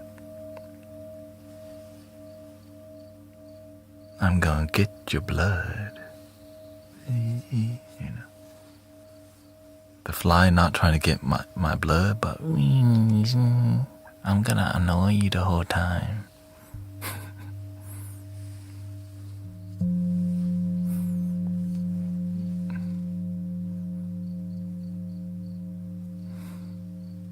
Yes, the mosquito bites, but it's not biting me right now.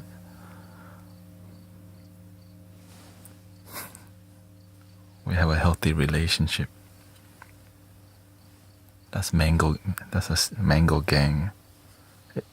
Maybe it's that. Maybe that's my grandma coming to visit me.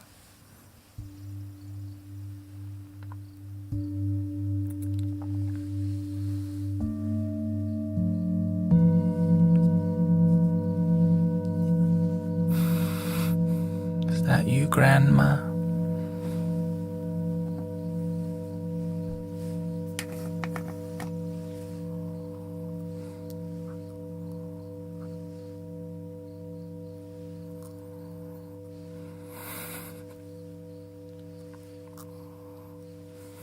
Welcome.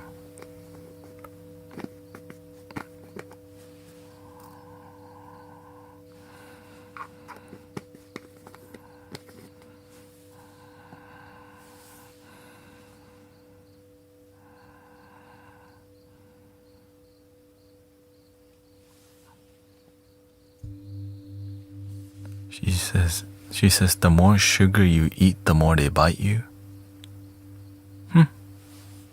Didn't know that.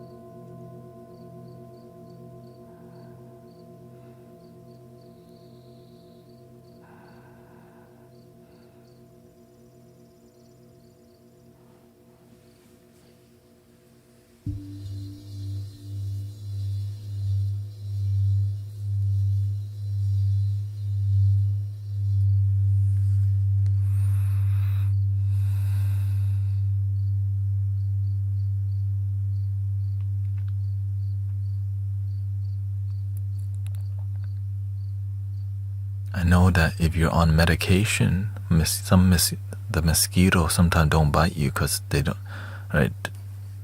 They don't want. You got medication, they smell it.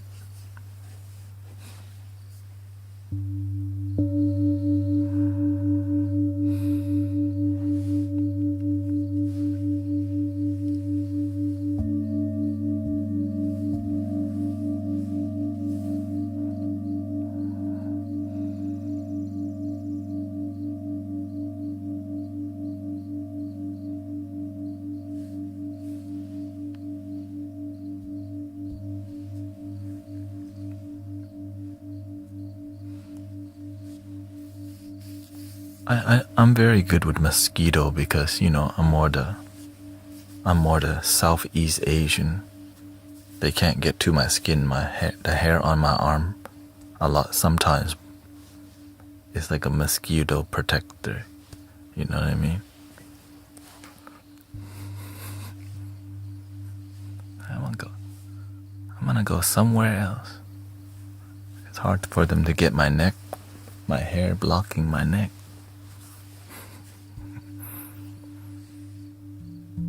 I also don't sweat that much.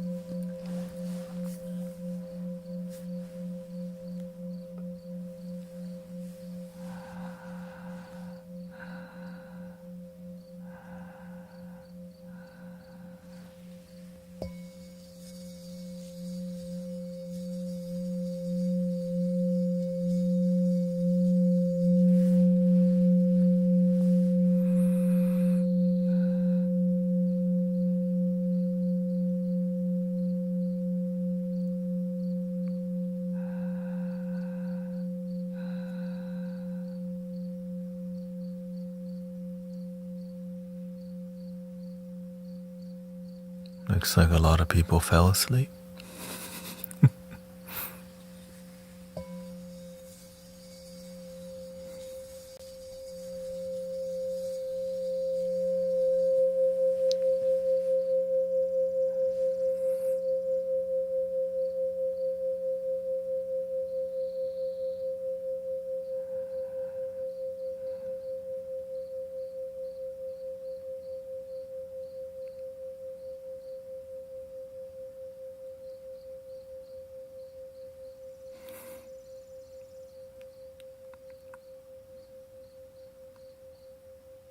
Thank you. Some people at work right now, like Tempest.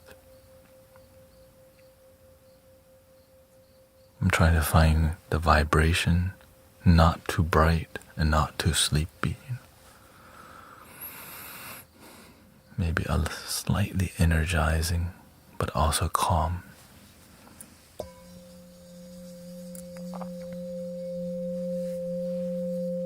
Thank you, Lisa.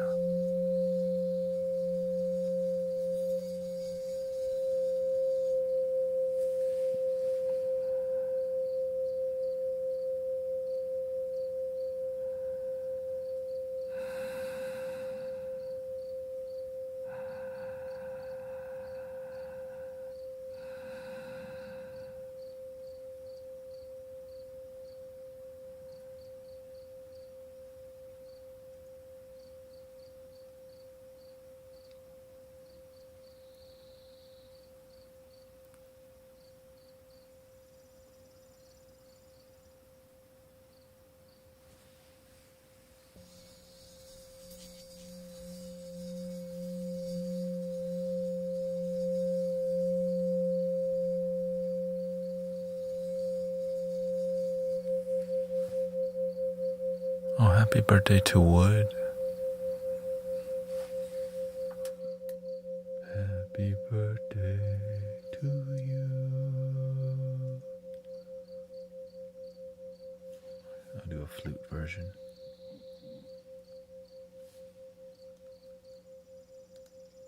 If I can.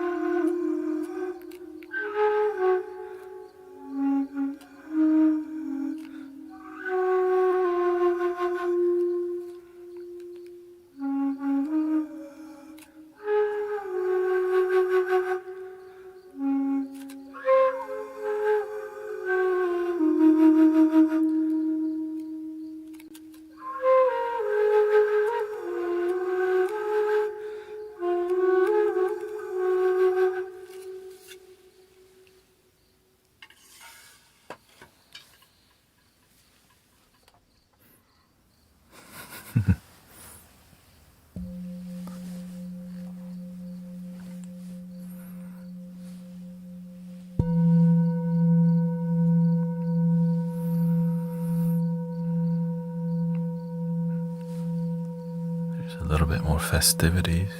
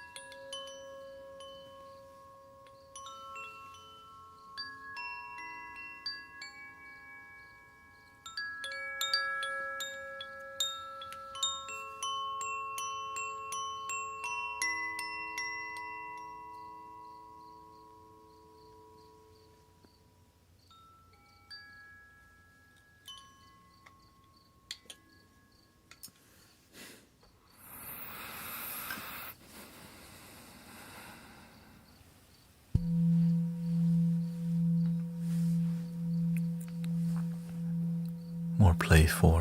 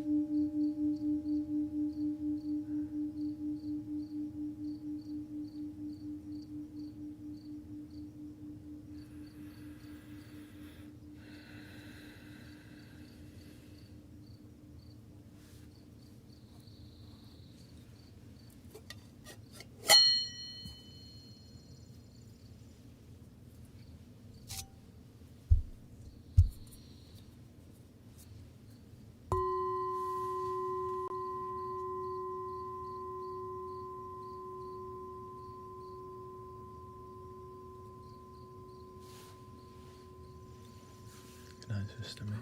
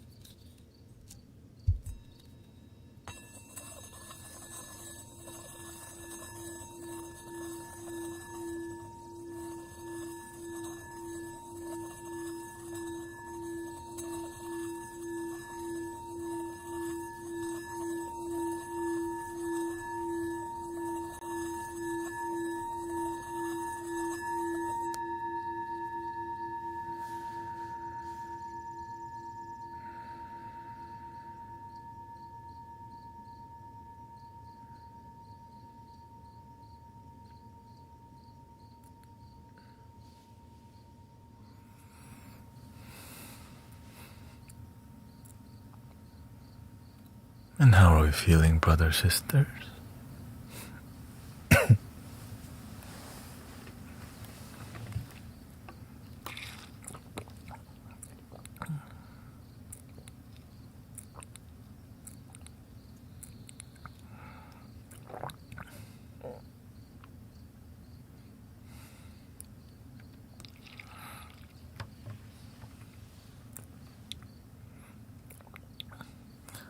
Whenever I get so relaxed, my gums start to pulse. I know I need to.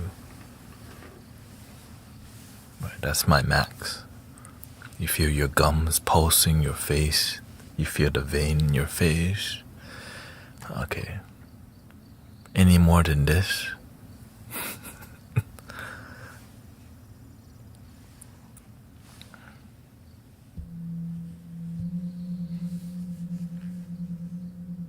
Then I would just be here only for myself completely.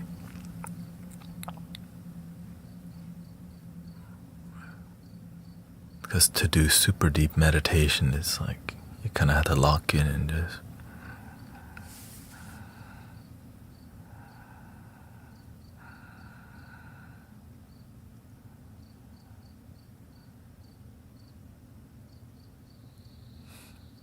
And then, welcome, Brother Soul Snow. Nice to see you. This is what I used to do, by the way. 3 to 4 hours straight of sound healing. And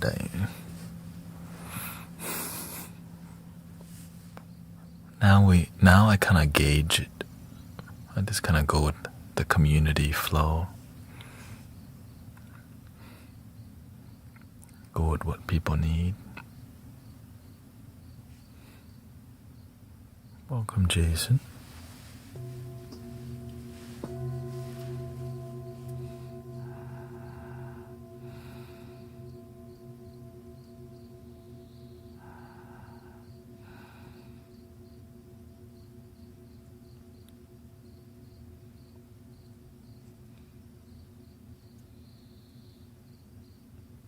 Faith says, some of the sound felt uncomfortable in my body. For sure. Are you talking about the higher frequencies? Or the lower ones?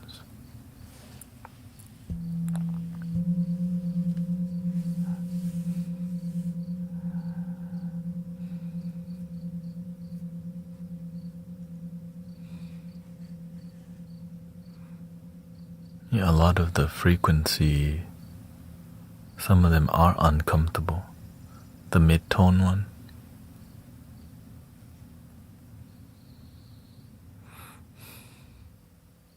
Depends also how, there's a lot of variables. There's karma involved, or just sometimes the volume is, right? Sometimes the volume is louder, or the bass, right? The bass from some frequency is really wobbly, so the whoa, which we have to adjust to what works for us. Like the F, I think you meant this.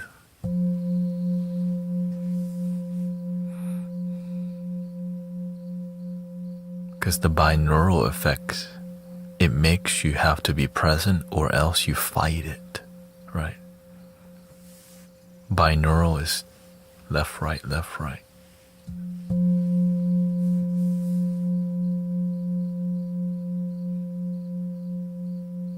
Or sometimes the volume is loud. Yeah. I get it from time to time, whenever there's a slower.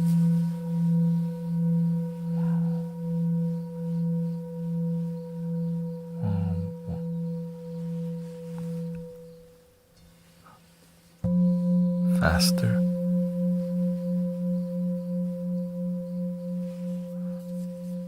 And it's super fast.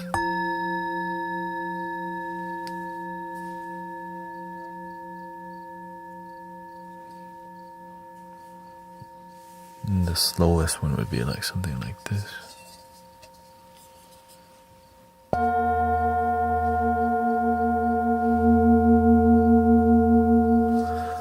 But it's a mixture depending on how you play it, right? You hear like 3 different tones in there.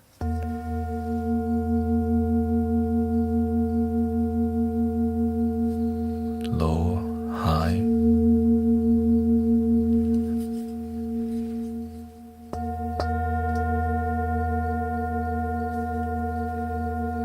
And that's why they're so powerful, because it makes the mind just melt, you know. So you're listening to 4 frequency at one time, and the mind doesn't know what to do, so it either fight it. I heard someone say it's where your energy is out of tune. Yeah, but Faith says, I heard someone say it's where your energy is out of tune, the frequency might feel uncomfortable. I don't like that statement because it's lazy.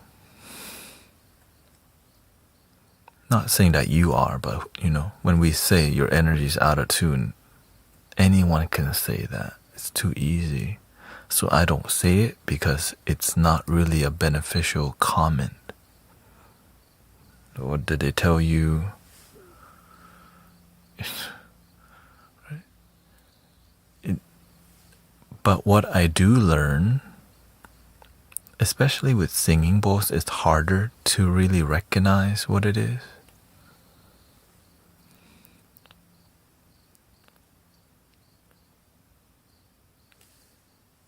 And it requires trust from the person practicing the sound healing and the person listening to have a heart to heart to get to the root of that.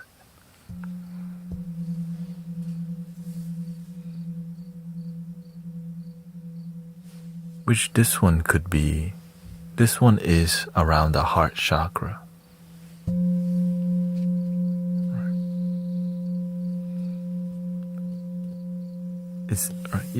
Everyone has experienced disharmony with the heart chakra before, right? Which leads to another lazy comment. You have disharmony in your heart chakra. So, okay, and how do you harmonize it? Do we just listen to more of the uncomfortable tone?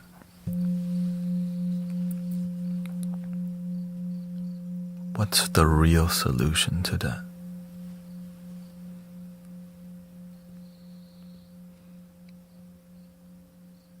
Forgiveness. You're holding on to something.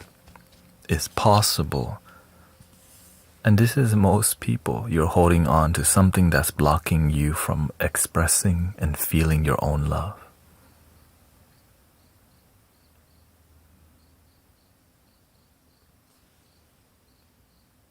Can we go farther than that?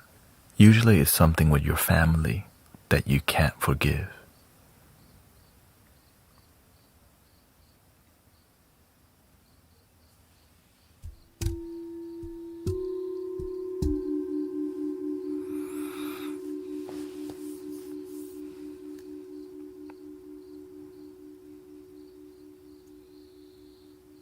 Yeah. Going deeper is necessary for genuine transformation, not just a blanket statement like your chakras out of alignment. Okay. You have to pursue that. Oh, why? I want people to ask why. Not just,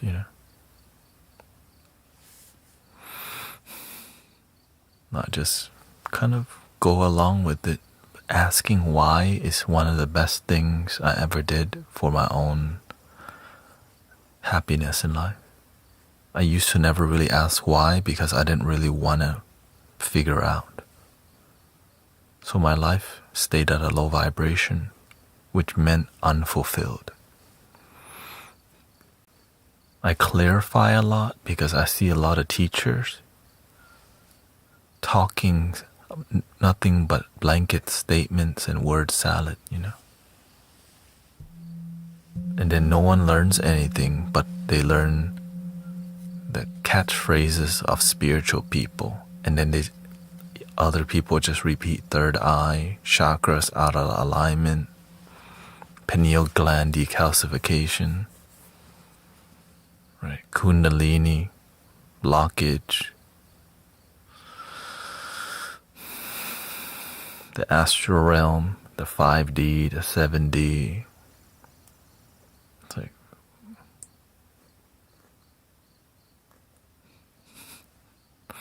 it's part of the journey, right? To figure out,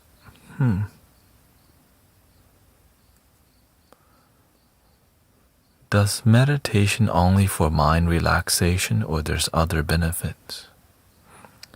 There's way more other benefits. Way more.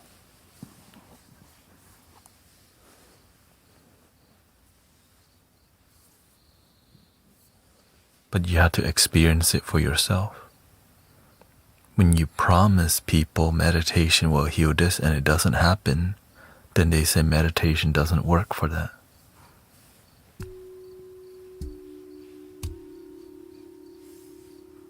But when you don't promise people anything and they go all in, they're like, whoa, it works for so much, but there's no like specific thing that it is just so much.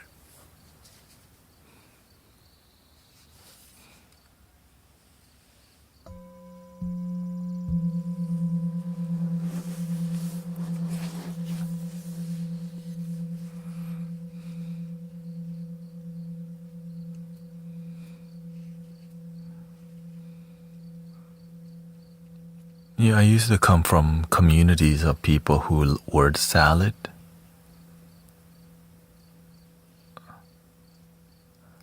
And I partake in it too in the past. But then I was surrounded by word salad and more performative, which was hard for me to, it's hard to realize, you know. And then when you leave them behind, they get angry because it becomes more like a cult, but not really result-driven community.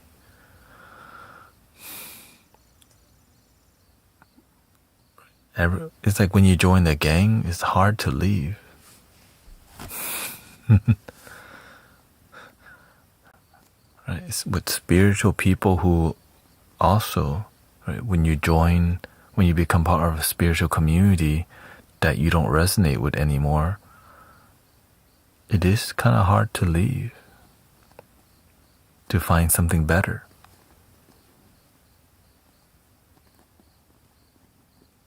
That's how I felt with Unity. I stayed at Unity of Houston for 3.5 years.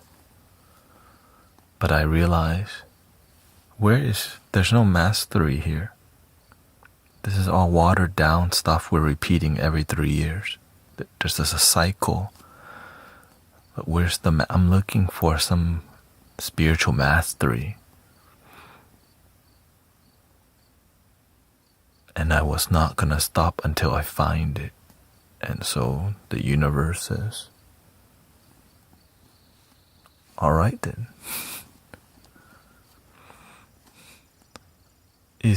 I always wondered if 432 hertz or 440 hertz is more natural A4. What do you mean by natural?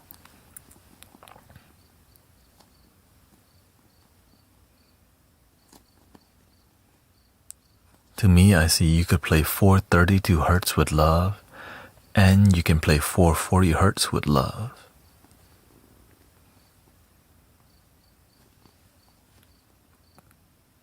But there's a reason 432 hertz is really popular in sound healing. It matters, but not as much as operating from love. Nothing, that's the priority. 440 or 432, that's like using, it's two different tools that both work.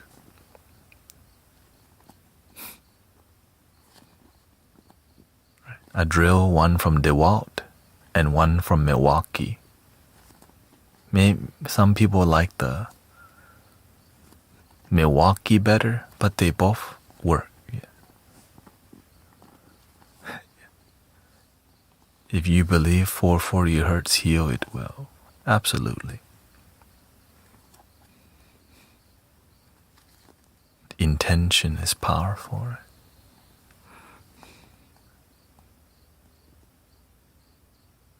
And so is ignorance. It can destroy your life.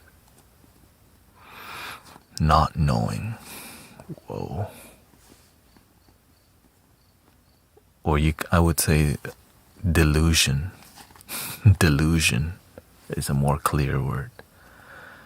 Choosing to not see reality because you want the reality to be, so you make up something delusional.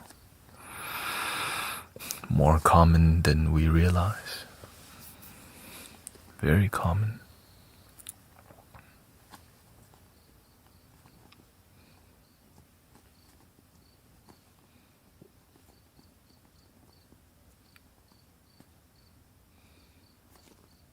Welcome, Nick.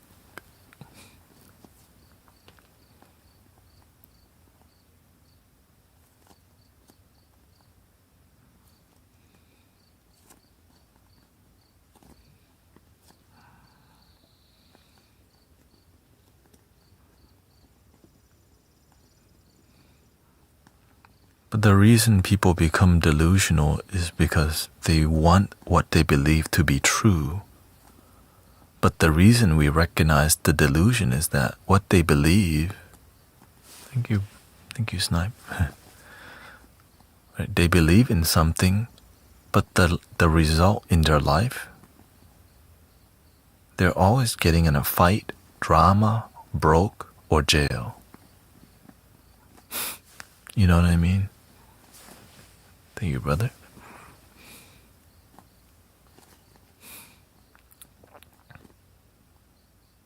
That's why you gotta but it's hard to help people see through their delusion or illusion because they're like really convinced how reality is. But you just tell them, if you know what the hell you're doing, then how come your life keeps falling apart?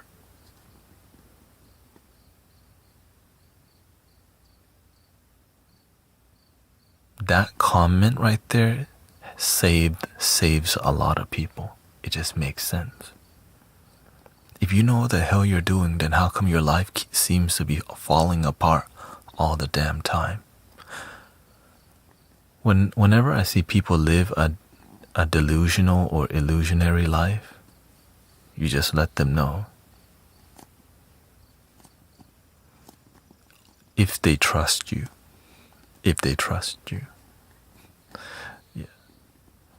Megafool says the craziest part is when you try and then you get accused of gaslighting them. This is why you have to be a consistent spiritual leader or mentor who's consistent, not casual mentor. When you're a consistent mentor, people respect you a lot more.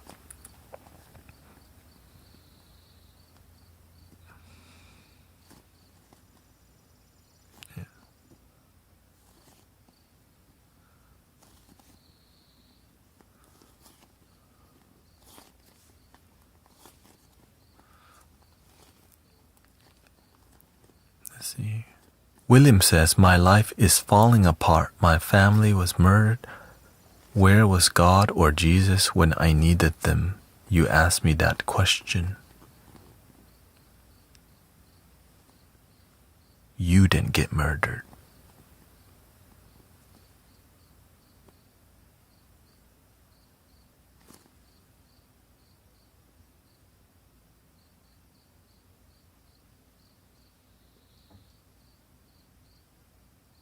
That's where God is. Yes, it's sad. But do you think your family wants you to live? Wants your life to fall apart? Why do you think I'm here fighting for people, especially like you? Do you think we want you to experience a life that's falling apart? The spirit of your family, when they see you on planet Earth living miserable, do you think they want to see you live miserably? No, they want to see their family happy on planet Earth. Helping people not easy, William. But somebody's got to try, because life is not supposed to be easy, but we're blessed to even have it.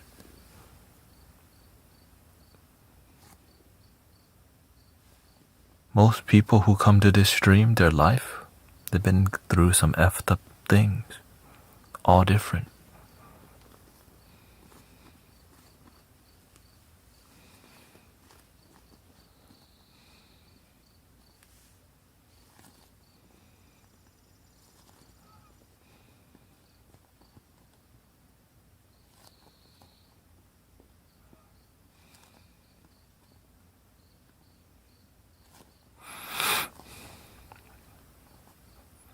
But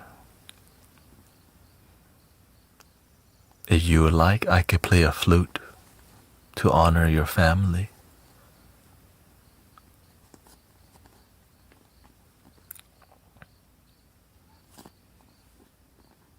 I mean, that's...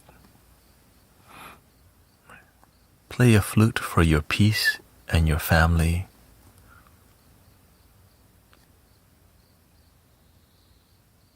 For harmony, for healing, for happy transition, for healing.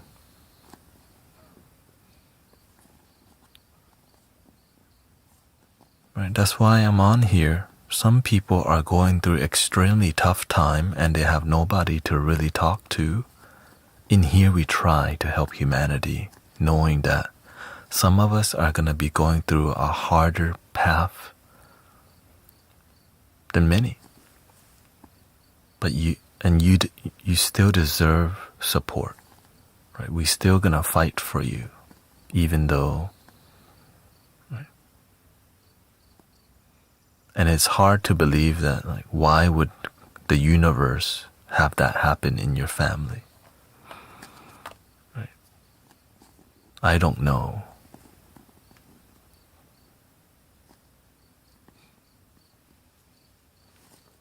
But what I do know, I'm grateful you're alive.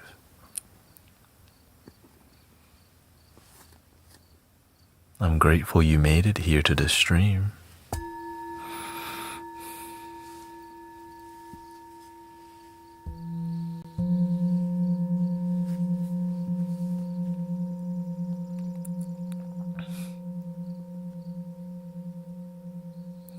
He says, not everything happens for a reason sometimes. There is just crazy chaos. That's where we have a disagreement. Okay, thank you, So Snow. Everything happens for a reason. You're not here by accident, because you could just be somewhere else.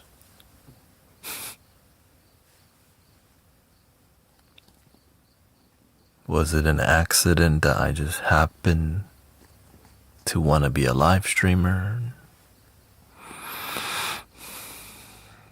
There's a cause that led me there, an effect, and cause and effect, and a cause and an effect.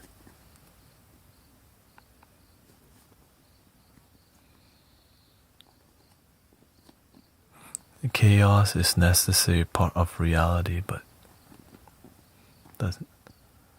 Yeah, but here's the thing, you literally just gave it meaning.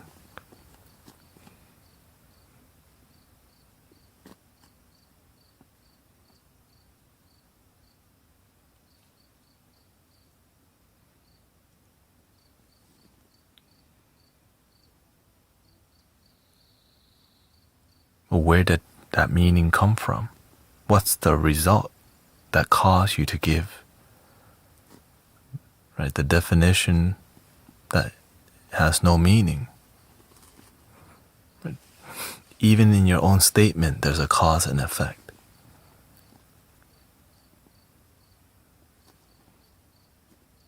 But that's just my personal, how I see things. Because I see it work in front of me. I don't just believe it as a philosophy. I see it living philosophy of cause and effect. And that's how we help people. That's how we help bring harmony to people's lives.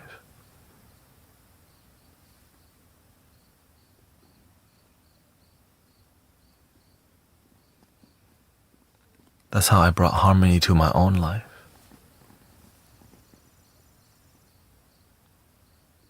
Did I just randomly become a substance abuser for no reason? Did I just randomly decide to hang out more on the streets?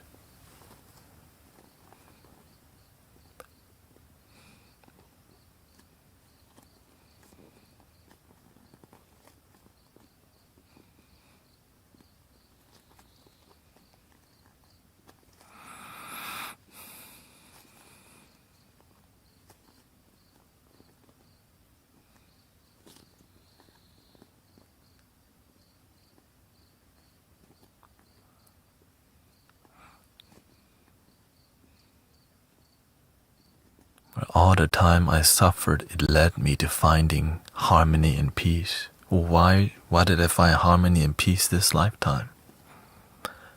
I get to help others find harmony and peace.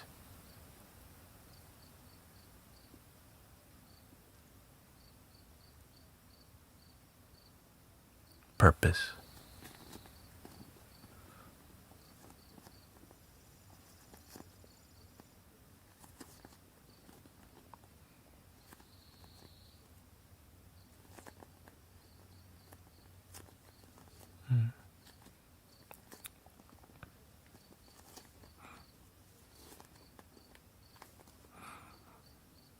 Some lessons, yes, it's easy to say SHIT happens, right? For sure, you can say that with anything.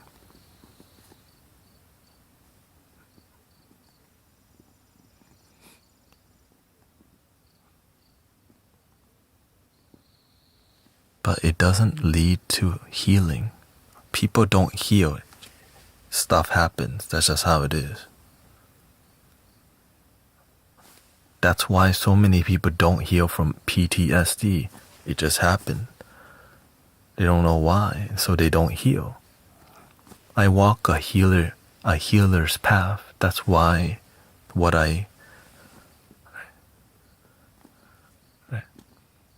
that's why I don't have that expression.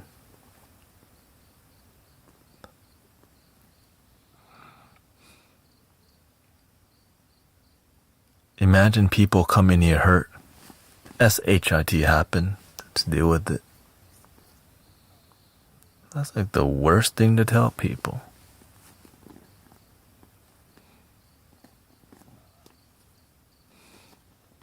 But whenever there's an actual reason, they learn a lot more and they gain wisdom.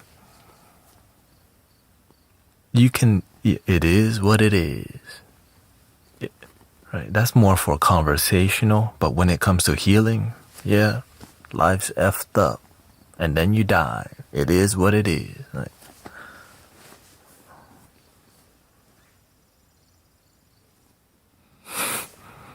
That's why you have to pick your teachers and your philosophy clearly. Thank you.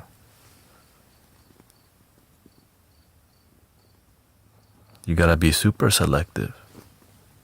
Because sometimes what we believe in, it doesn't lead to the healing. And that's okay. That's what. Thank you. And it's true, you're welcome to choose whatever philosophy, ideology, but I choose a path where people find harmony and healing. And that's why I believe a certain thing. Oh, thank you, Snipe. Thank you so much.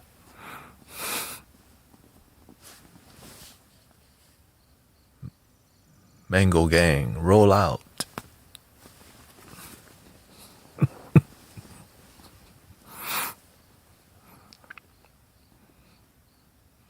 That being said, this is, the reason we even have a community. This is a refined thing that's been passed down, right? It's not an accident. We study, refine, and results of helping people. That's why I'm very clear and very, very transparent, because we live this. Right? We live this, we have results. And the people in here genuinely happy.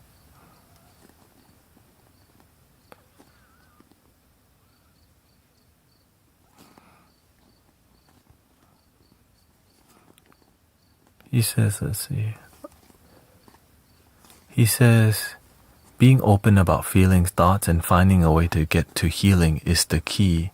I've been able to get through my mom's passing by being open with my feelings with teachers that have listened and helped. Megafu says here, there's a lot of stories of people descending into very vindictive, morbid scenarios as a result of trying to find the answers to very troubling questions.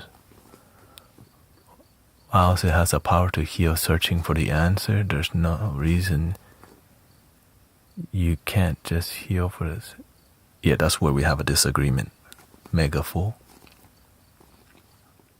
I don't end at a more of a nihilism.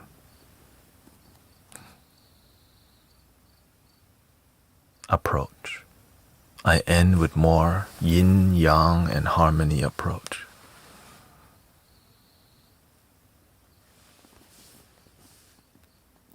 Yes, he says, I'm a very optimistic nihilistic. I focus on harmony.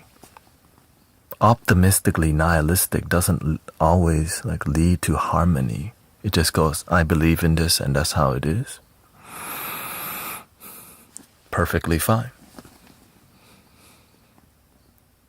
To me, I focus on harmony. It makes you understand, gain wisdom, and you have a deeper insight of why things happen, why it could have happened to you.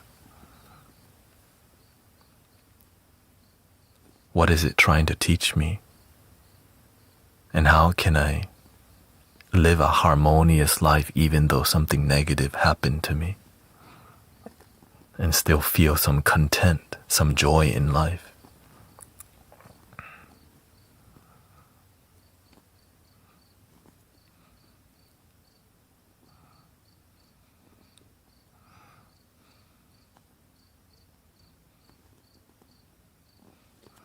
He says, I believe in dissonance is useful as long as it's peaceful enough. I'm not sure what dissonance even is in what you're referring to. Because you can hear the opposite of harmony. And that's where I'm not in alignment. I know dissonance exists, but in more here. In the heart, all is one.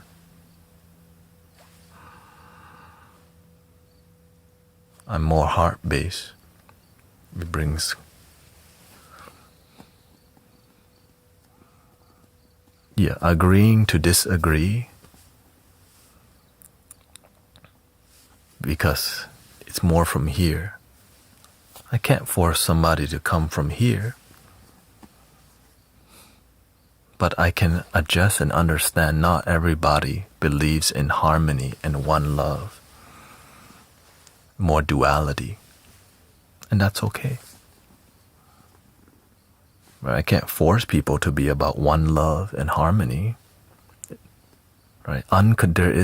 In unconditional love, there's no unconditional hate.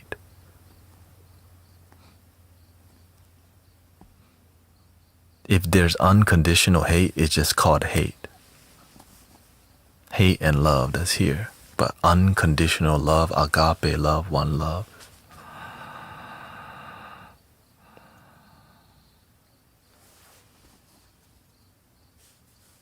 But I get it.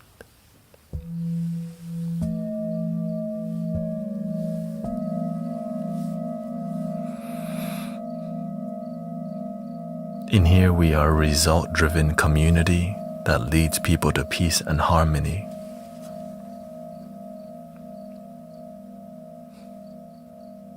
Some people.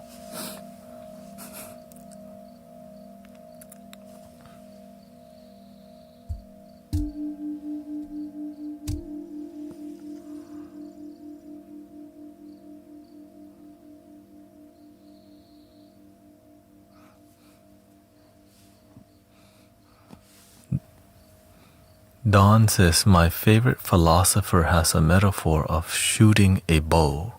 You need to pull the bowstring tight before it has the power to shoot far away targets. That is kind of disharmony that leads to building up of power. I'm not sure what you're referring to.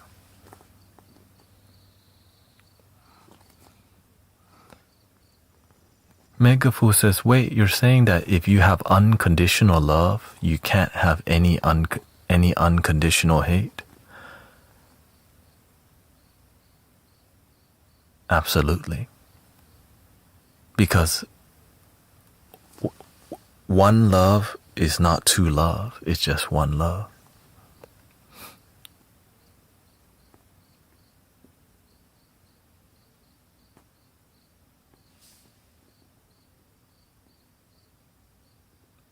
That's what unconditional love is. It's just pure love. Love and hate, that's more duality in here. But on a spiritual level, right, there's a humanness which is dual, and then there's a spiritual part that's whole. Yin and yang is dual, but the chi is just one. We have to have that clear understanding of this reality that the human experience is a duality one, but we're spiritual being having the human experience, right?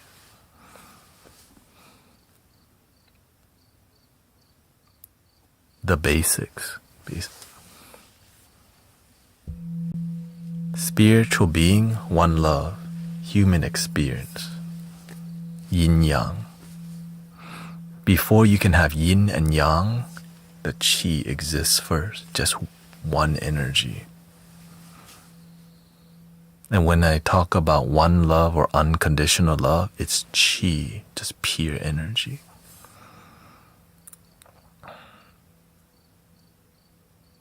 And these concepts, I sat and observed it. Over and over and over and over and over and over. Pure as, no, there is no balance. It's just one. There's nothing 2, 6, 7. It's just complete already.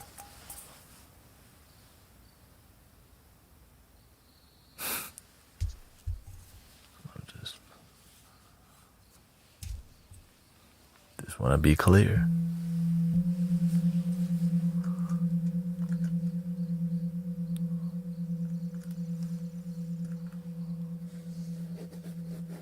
Thank you, Iris. Again, the reason why it's so clear to me, because I sat with all this and contemplated for many years. Not too long. Just 3, 4, or 5 years of just, there's a human reality and spiritual. The yin and yang duality, human, but what makes up yin and yang is only possible because we first had just chi, ki, universal energy, just pure. And through, as I journey as a spiritual practitioner, it became more clear, right? I talk to people a lot and engage, which led me to being even more clear and then having results from the knowledge. Knowing the knowledge, I'm not interested in how can I apply the knowledge and have results that lead to harmony. Right? I'm less interested in just knowing stuff. I'm more interested in results. That's why I'm passionate, because I want y'all to have amazing, harmonious results in your life too. That's why I want to get to the root and the detail, so that there's a lot to, it's not a lot, but the more you're clear, the more you can journey, the more you have movement. But the more you're unclear, when you pull the arrow back, you're shaky because you're not sure where you want to go. And so you don't go very far because you're not clear. When you're really clear, boing. So many people who are unclear in life or live in mediocrity or the lack of purpose, they live life like this. Boing. Boing.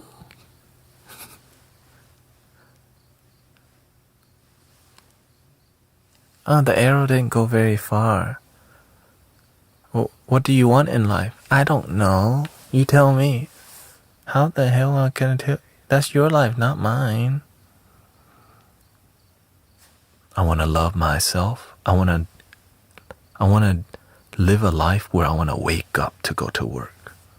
I want to breathe good, feel good, think good, be around good people who meditate, who are grounded and are respectful. Oh, shoot.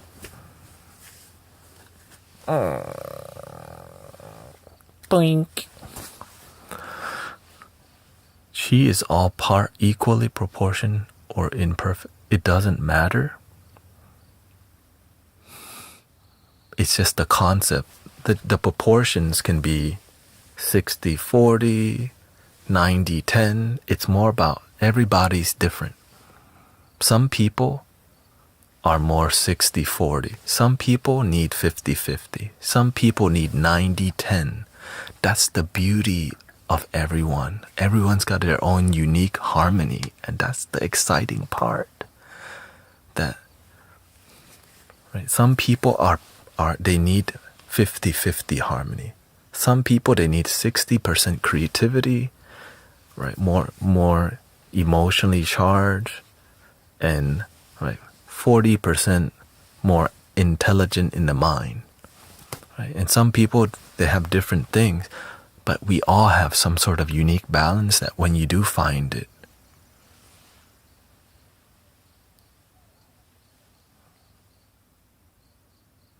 you lock in and your life starts to feel momentum, like the wind. Your boat catches the wind and you go, and that's exciting, y'all. When you feel your life is actually, the wind is blowing your way and you did it on command, rather than just like, oh, how did that happen? Right? It's not, you did the work and the wind picked up. You're like, no freaking way. Yeah, flow, not force. You surrendered and it happened, rather than you try to freaking dig for the diamond and you found, right, and you just found stones and maybe some copper. I'm like, hey yo, I'm looking for the diamond. I'm trying to make a diamond shield because I want to be a protector. But the universe gave you stone protector, but you think you're too good for stone protector. Ego. The universe send me one singing bowl. Oh my God, I love it. The universe took away the singing bowl. Hey yo, that dude broke into my damn window and took my backpack with. I can go, man, people so effed up in downtown Houston. Or I can go,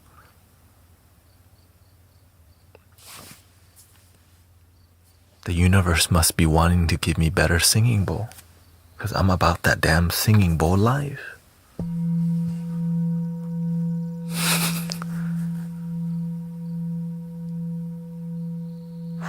Here's the wind. The wind just pick up. Oh, I like it. Every night in my dream.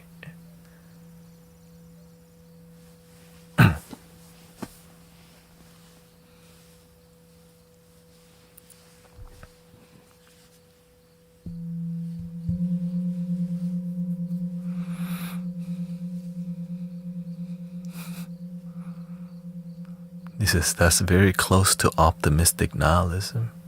I can also say that you're very close to Buddhism also. But the Buddha didn't create Buddhism. Somebody who didn't understand the Buddha created Buddhism and tried to make a religion. The Buddha focused on results.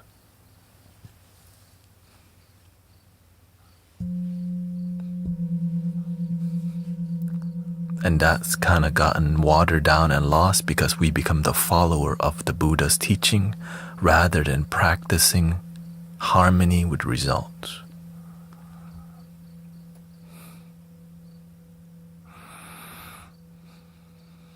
Same with Jesus, absolutely. There's just so much more hands involved in the story of Jesus, making everything so complicated. So many hands involved in the scripture. So it's very confusing. There's a lot more to read. You don't know who wrote it, when it's wrote. Dead heat. Yeah.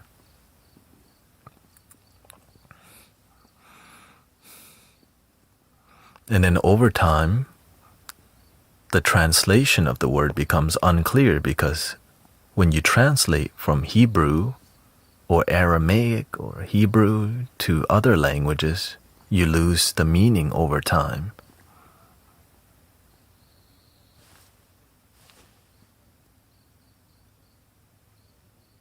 Just like when we played a telephone game. Love your damn self. Like, what? Love and ham self. Like, no. I love and can sell. Oh no. Not love and can sell. Love and cancel them. Like, oh, what? Not love and cancel them.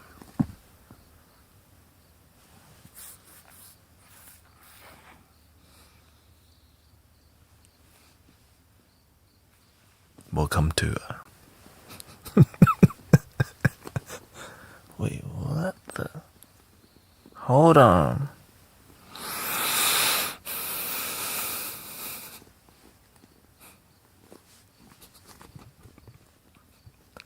Dude, for real? Be right back.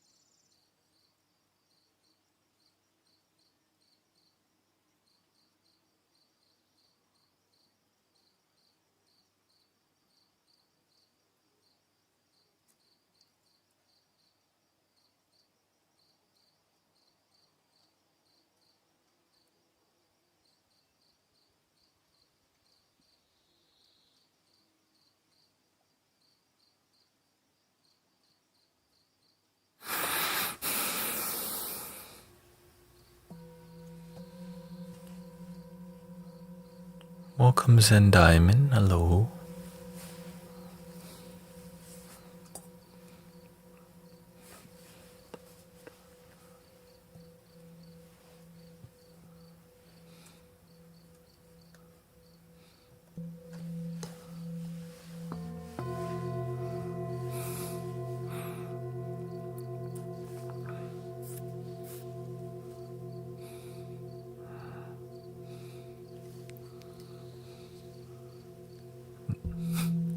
It's kind of interesting how after a while people begin to like wake up or sleep.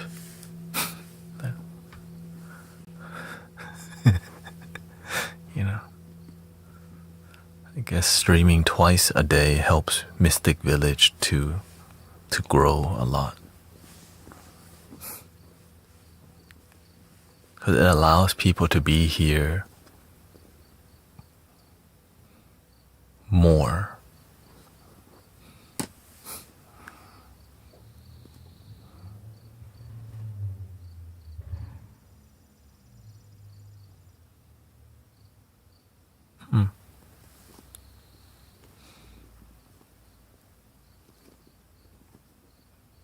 Somebody's exhaust was sputtering at 4 a.m. Reminds me of my old life. My exhaust used to be loud, very loud.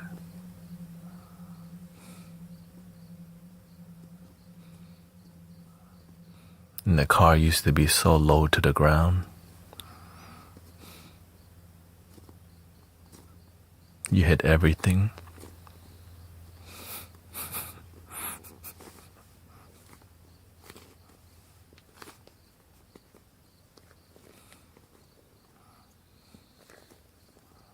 And there's a lot more rocks when your car's lower, so my bumper had a ton of rock chips.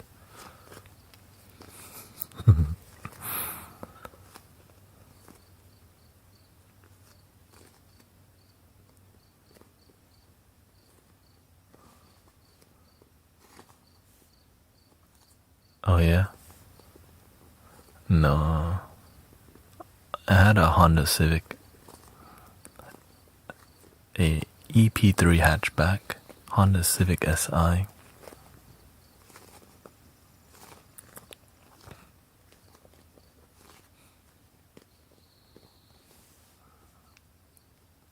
But I prefer a quiet car now.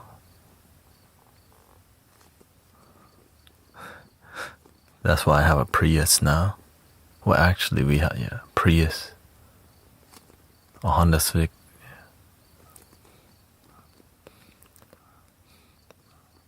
Sometimes I daydream about having that kind of car, but I love my life. The cost of like doing a new activity, I'll disconnect from the Mystic Village, you know. It takes a lot of time to do other things in life. If I just get into automotive thingy, then I don't get to follow through on my purpose, you know. Thank you, Kelly. My purpose is above my wants and hobbies. That's why it's so important to find your purpose. Being here means more than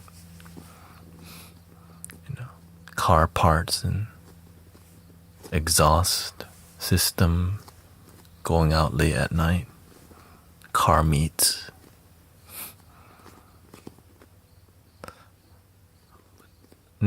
Sometimes I do a side quest, rollerblading, go camping, things that help me rest and connect with nature.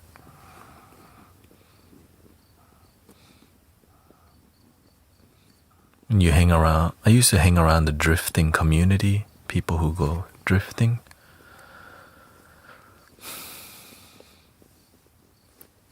Yeah. And I have friends who are still into all that. It just lacks the authenticity. I just want to be around people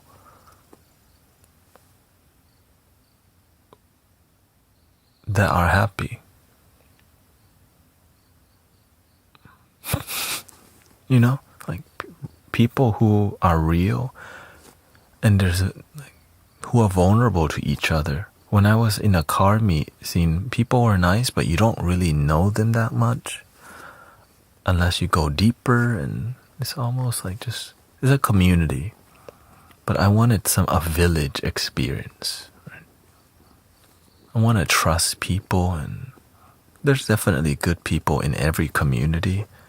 And I think I was just looking for something with more meaning and more emotion. And you know, cars are pretty material and expensive too. Sound baths are way cheaper. To be part of sound healing community, just lay down and chill. It's easy to connect. And since I do free sound healing and everything, it makes everyone just happier. You don't have to, in the car community, to be seen, you actually have to have a decently nice car, or go to car meets where people are all the same car, and there's like definitely status, right? A lot of it is about status.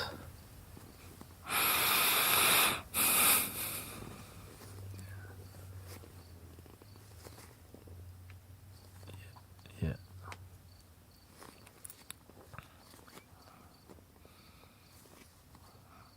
And it never stops, right? When you're in that scene, one car leads to another, and there's definitely lots of ego, and lots of drama too, because there's a lot of ego in car community,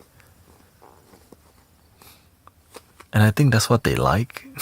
You know, it's like, until you get older, maybe like once you hit 50, everybody kind of chills after that point, and if you didn't, we'll pray for you to chill. You know, people love drama.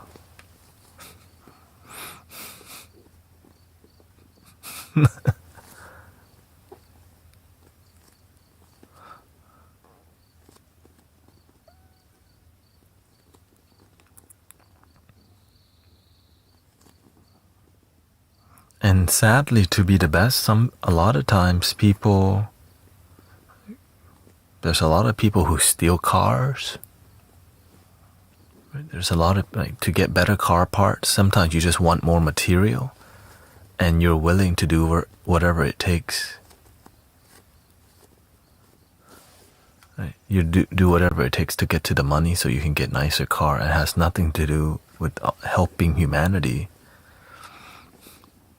So, right? But sometimes they're like, oh, Christmas, you can donate some toys. Right? It's like, and so it's really performative, y'all. But then I appreciate the authentic people who are there, the mature people leading the way. It's just getting lost because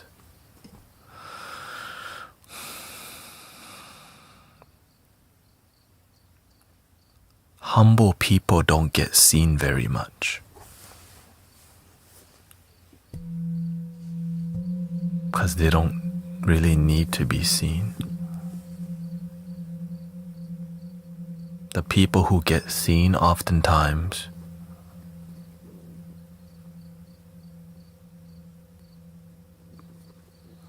it's about marketing, clout chasing.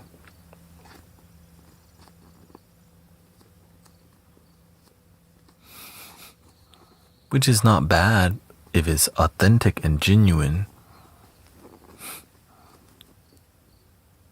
But if it's just a fad, it's why everyone's running out to buy a Labubu so they can make a video. For the content. It becomes more about for the content. And the sincerity gets lost. Now, if it's for the content and you're sincere about it, respect. But people can feel it when it's not sincere. But if you can maintain that sincerity,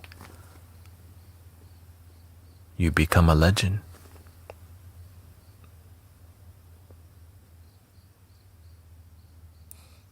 In any community. Right? That's the legends they are talked about because they're sincere and they make a difference. And there's some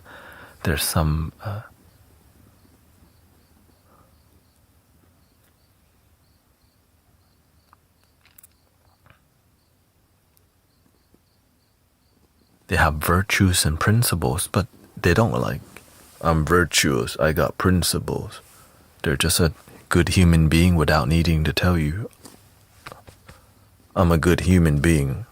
I buy flutes for people and send singing bowls. Right, we do free sound healing all the time. Right, link in the bio.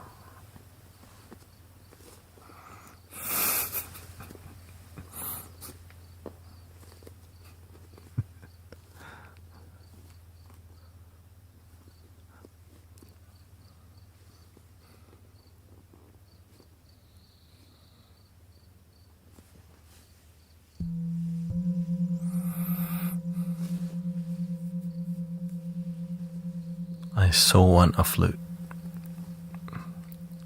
You mean those 3D printed flutes from I Am Sound? Or like, which flute are you referring to?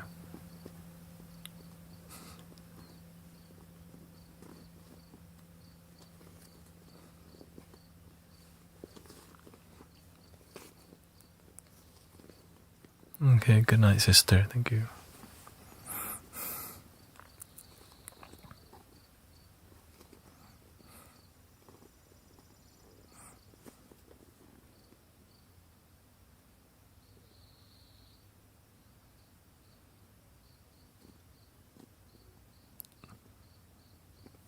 Yeah, I mean, follow your bliss.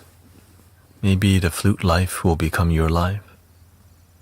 Before the flute life became my life, I started with one 3D printed flute and two 3D printed flute. Then eventually I had 5 3D printed flute. Then I realized the flute life is for me. That's when I got the first drone flute that was wooden, which is bamboo, by the way.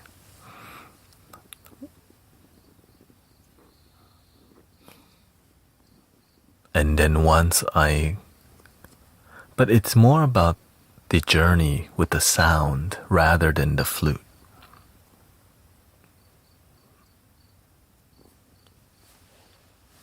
Right? Yeah, I'll show you the difference. Yes, drone means double, and this is a triple drone, 3D printed. This is a drone flute in bamboo.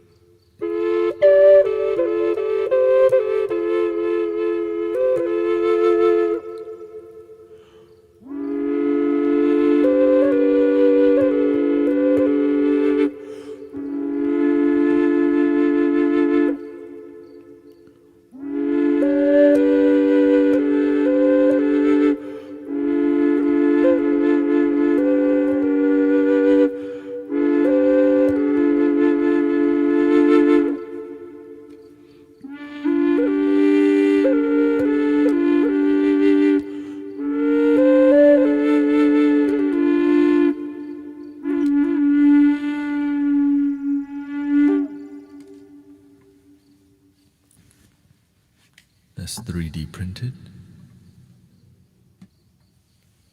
This is bamboo. Regular drone, not triple.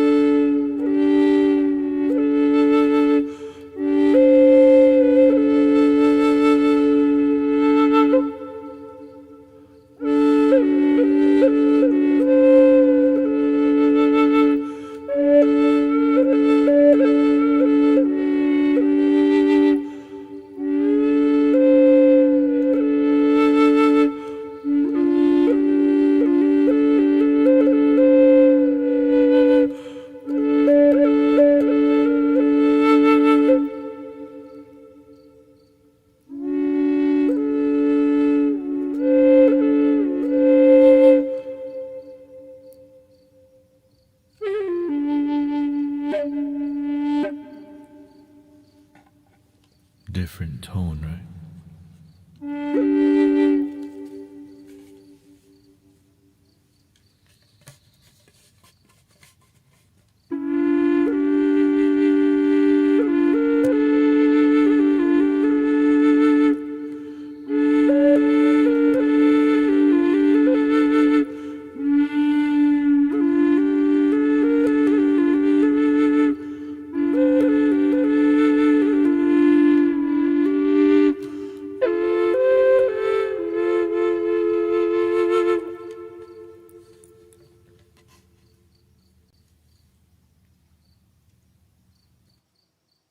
But there's a ton of EQ to make it sound good too. Here's dry audio.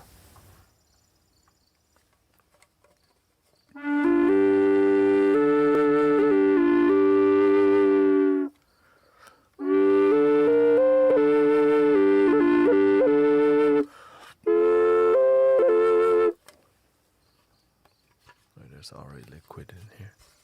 Saliva.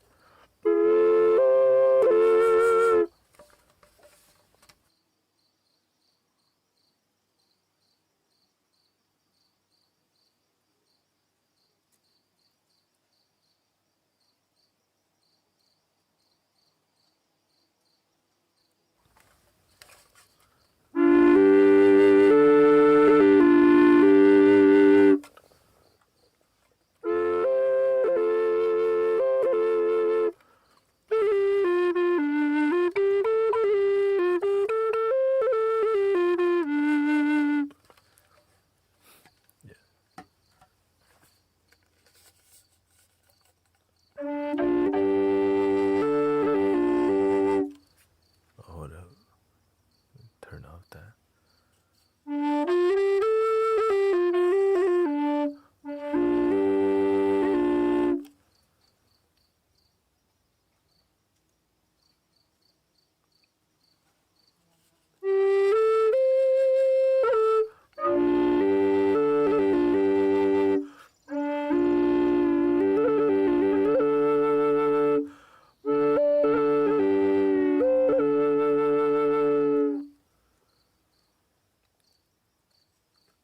So they're both good.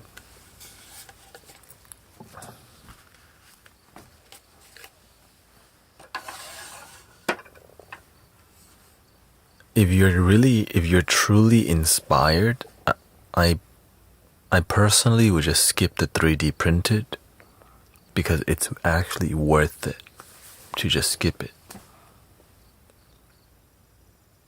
It's not that much more. But if you're just starting off and you can find a crazy price or an amazing price,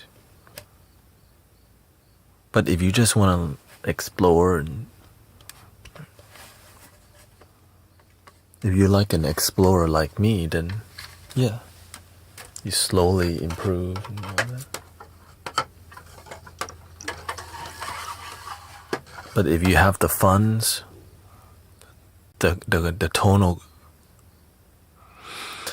the 3D printed one seems to be cheaper. Unless you know where to source a cheaper wooden one, like I did.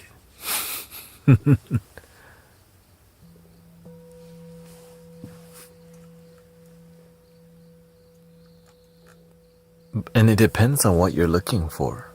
The bigger the flute, the more expensive. The smaller the flute. And here's the thing. You can just 3D print it yourself.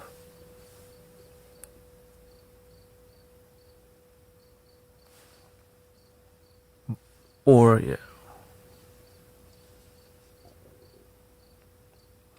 I'm on many platforms. Kick, Twitch, Facebook, TikTok, Insight Timer, YouTube.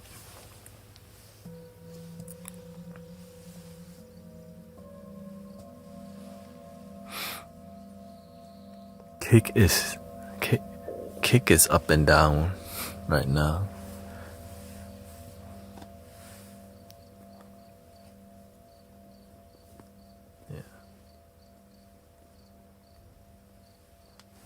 Yeah, a lot of people are having issues with the connectivity on the YT or on TikTok. Yeah. And I believe it's because they're preparing for summer content. They always update once in a while, every quarter. Right, we're at the second quarter right now. Right. How do you keep track of all the chats? I'm looking at 6 chat boxes. So it just called get used to it. But I have one main chat box that I look at.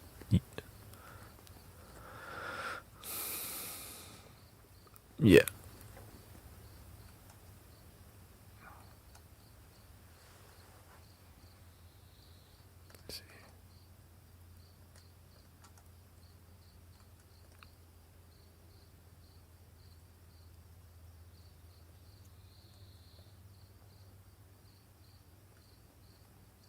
So the middle, I mainly look at the middle box, and the box to the left.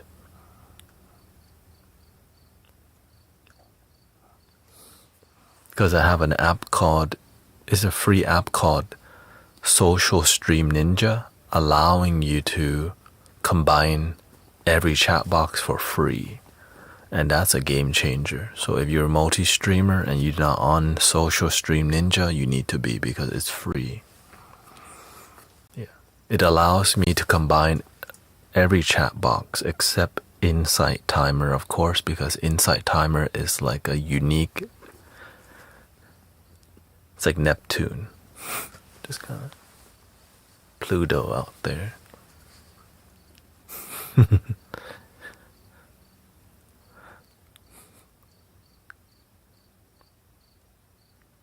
On social Stream Ninja, I'm on Facebook, Twitch, Kick, and TikTok, and that's able to combine and condense in one box. Yeah. And that is a recent technology, brothers and sisters. Before, I had to actively read 5 different boxes. And it's a lot, because sometimes people are more chatty. So my brain was like getting fried. But the universe, I'm so grateful. Before I was, right? You just have to use all your meditation skills.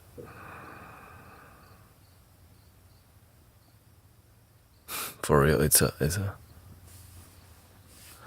yeah.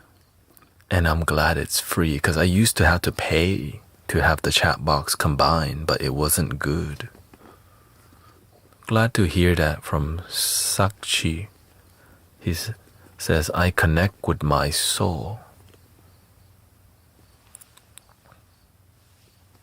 Keep going. Never stop.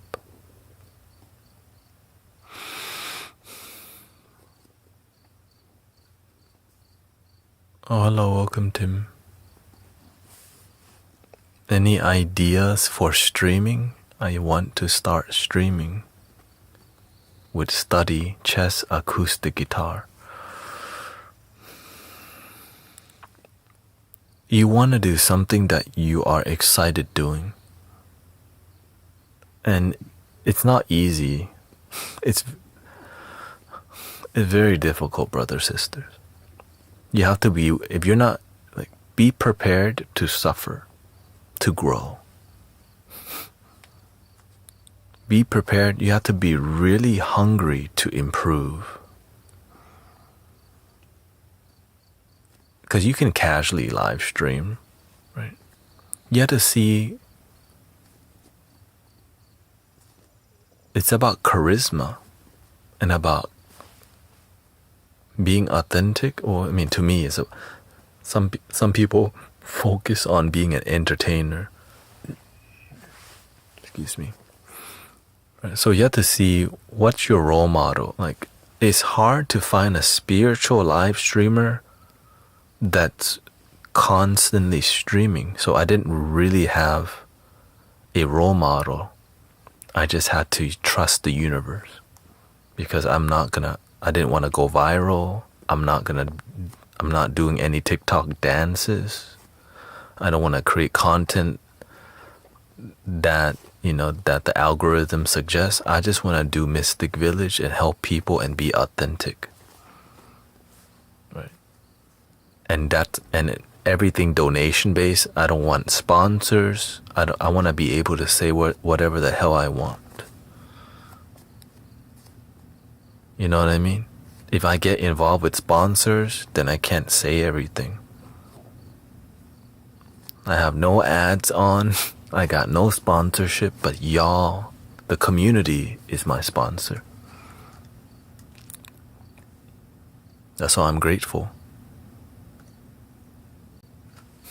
You're completely independent. If I get involved with sponsors, I don't want to sell stuff either. I just want it to be pure, because that is what I believe in. The best that I can do. It took a while to figure out, I had to work other jobs to figure out how to make it work, but I never gave up. That's how I got here. I didn't want to lose myself as I grew online. I wanted to continue being me and being happy. I didn't want to sell out just to get my numbers up.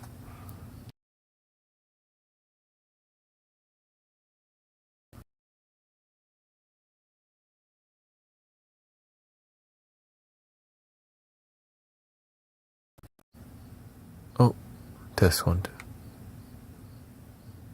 We had a little glitch. Not a good sign from the Matrix. Alright,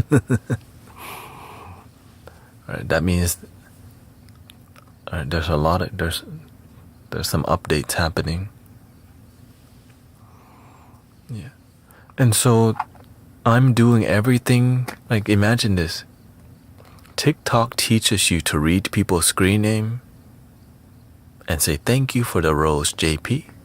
Thank you, Mia Rose, for the heart me. And they want you to get your tap the like, share, and subscribe. I'm doing none of that. Okay, I'm saying thank you. Thank you, Kelly. Thank you. But I don't go, thank you, Jacqueline, for the heart meet. Thank you so much, Casey, for the friendship.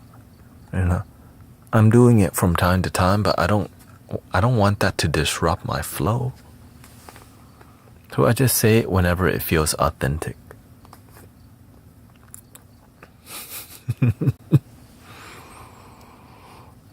That's what it's about. And offer genuine value. That's it. And make sure I do, like, I see some people, they're creating sound healing Right? If you have negative energy, this sound healing is for you. I can't do that because it could spread, it could make some people, it could enable them to believe they have it even if they don't. And right, I want things to be genuine and authentic, and to me, the only way to do healing is live. A recorded healing? How can you? You're not really directly connected to the person there. So it's like a blanket healing, general healing. So that's why I'm so grateful for live streaming, because it's real. We're here with the people, and people listen in and they get it. Yeah. I'm thinking about things that much, right? I'm spending enough time to, because I want it to be real for me and you, right? If I'm doing something that deep in my heart, it doesn't even feel real, but my numbers are up, I can't, because that's not how I got here.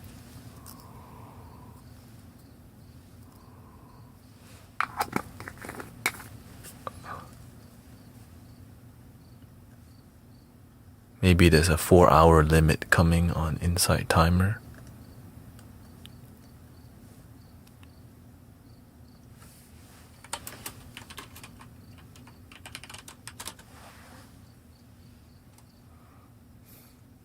Let's see here. Have you seen Lu Dong? I love that guy. I think he died. And no, not sure who that is. His English wasn't good, and he was very culturally non-Western, so it's hard to know if he was kind of great. No, I don't know of Lu Dong. I'm very, very picky of who I listen to, so I don't just randomly look for teachers anymore.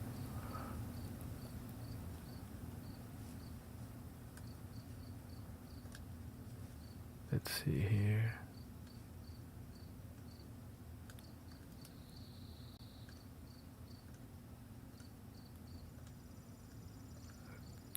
Okay, reconnect. Oh, there it goes.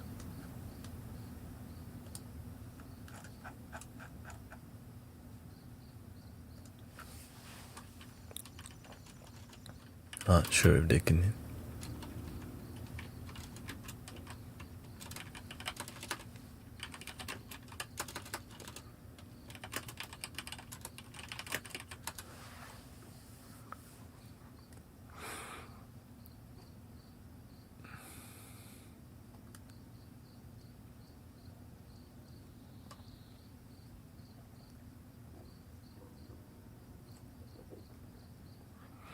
Yeah, before I would look into teachers more, but as you find masters, you don't want to be distracted by other teachers who,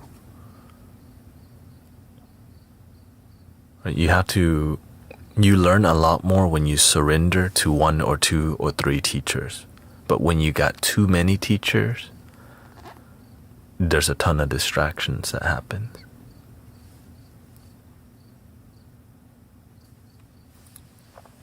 Tons. Many people have too many teachers, and so they don't really progress on their spiritual journey, because some teachers' teachings conflict with each other. Yeah. Thank you, Kat.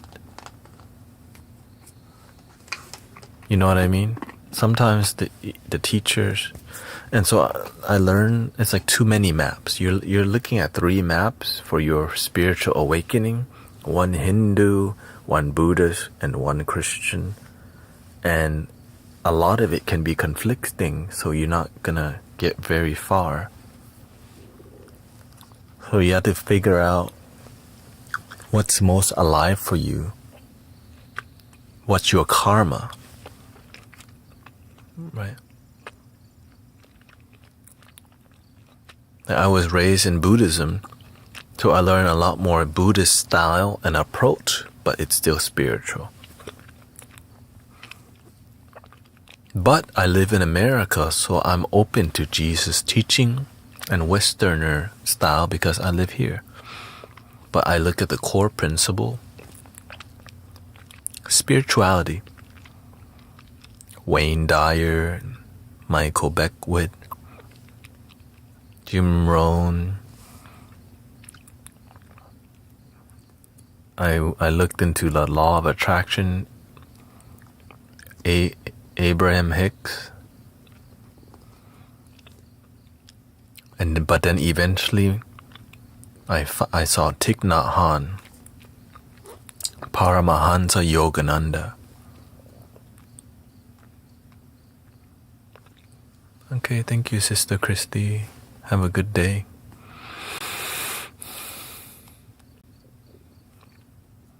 Oh, and of course, I study a lot of the Buddha's teachings. The main basics, which is the Four Noble Truths and the Eightfold Path. And that's mainly the ones I applied those two basic teachings and didn't go any deeper and found incredible results. It's about applying the practice more than becoming a scholar of the practice. There's a ton of scholars of many teaching.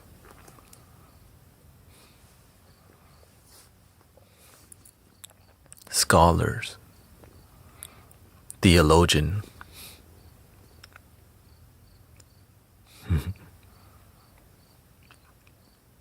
Is that what they call it?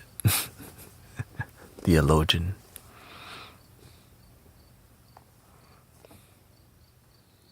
Yeah, the 7-point system I learned from the master. But I also, the master teaches, which is a Zen teaching from what I,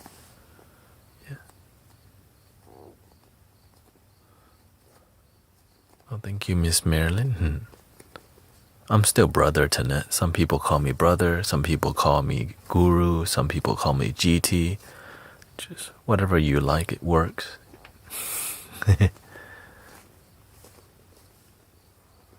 I'm just glad it continued to work on its own.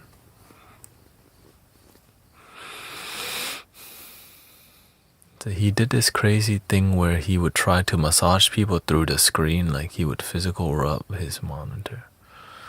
I don't follow teachers who focus too much on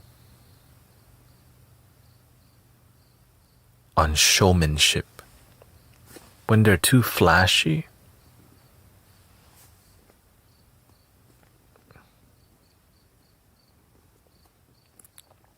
hello, Randy. If they're too flashy, they gotta have amazing results. That's it.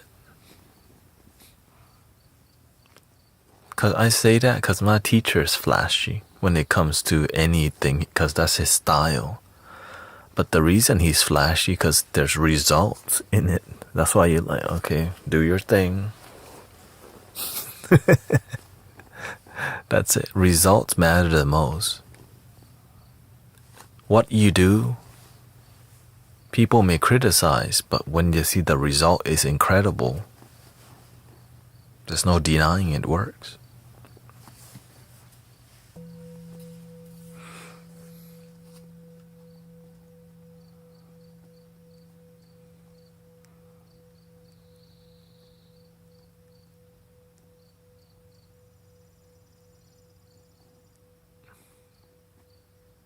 Thank you, Jess. Nice to see you.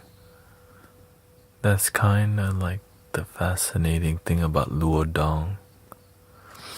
I remember when I first was having my spiritual awakening, I had a friend who showed me his spiritual master in China. He followed some teacher because the master was able to light a piece of paper on fire with his qi.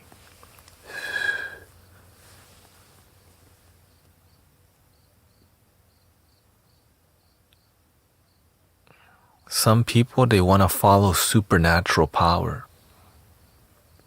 Great, but it just didn't, something seemed off. That's not, to me, I think that's an immature way to, like, that's the way you're looking for disciples. Right? You want to look for a genuine teacher, the disciple look for them. Rather than they look for disciple through a flashy, I'm going to light a paper on fire with my chi. Right? Great. But to me, that's not a sign of mastery if you're looking for disciple. It's a sign of immaturity, which is the wrong message.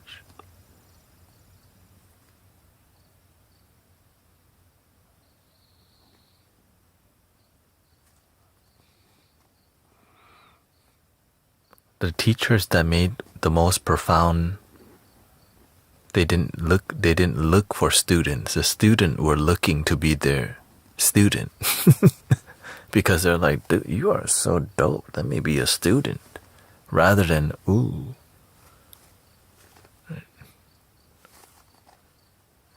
But the reason I wanted him to be my teacher, because why? How the heck were people healing from tumors and cancers?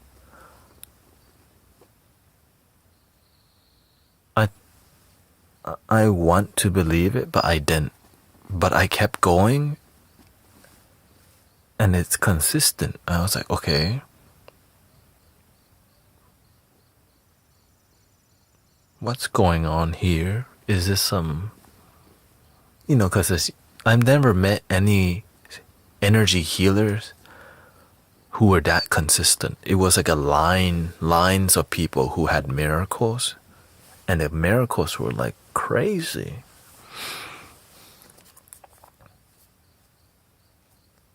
But my karma was set in place. And then he became my teacher for intensely about 4 years. I would say he taught me more about wisdom with a side of healing. Because the wisdom led to the healing. And which is so amazing. When you unlock the mind, the heart opens and the healing happens. Because you can unlock, right? If doing energy work doesn't work as well when they have doubt, fear, worries. You know what I mean? But when you help people get rid of doubt, fear, and worries, they become more open and energy flows better. It's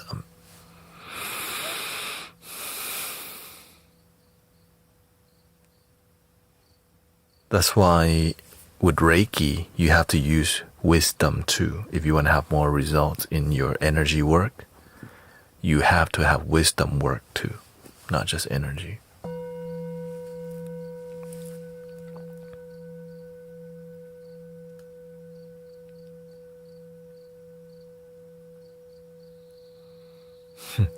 I like to free my head from your voice. Okay, I help you.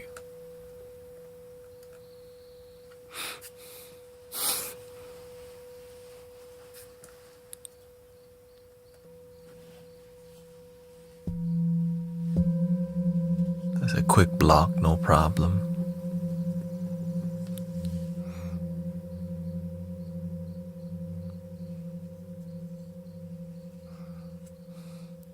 Yeah, a great teacher always has some sort of charisma.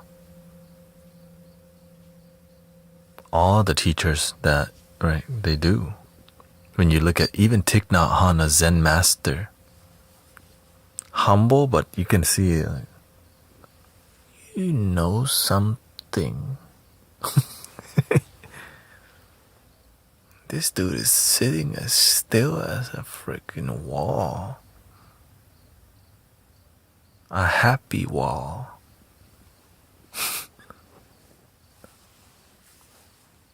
You know what I mean? Well, thank you, Duke.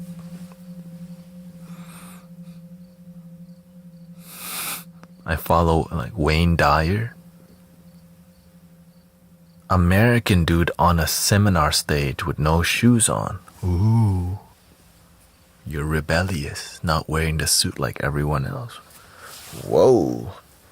You're Everyone else wearing a suit and tie, you're wearing, right? You're wearing a sarong with no shoes on stage. Whoa, homie. That's considered rebellious back in the days. How far we've come.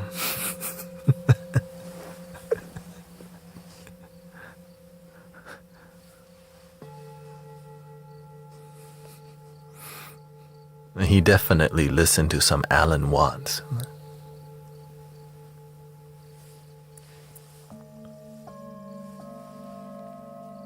Right, same, and if you listen to Paramahansa Yogananda, his hair just like mine.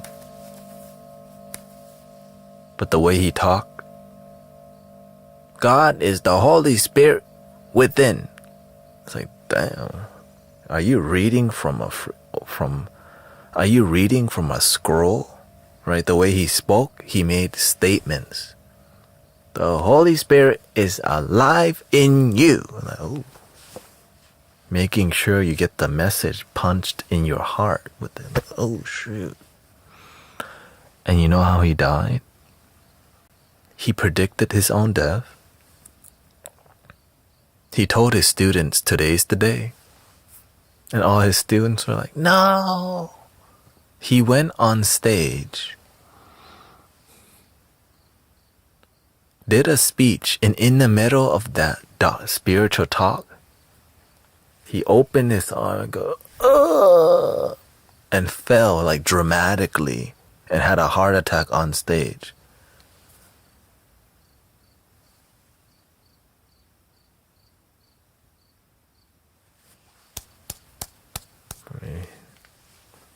That's a way to go out, dang. He was ready to get to the next mission. You know what I mean? Like, you went out with a bang for sure, but he's ready to get to the next lifetime already, looks like.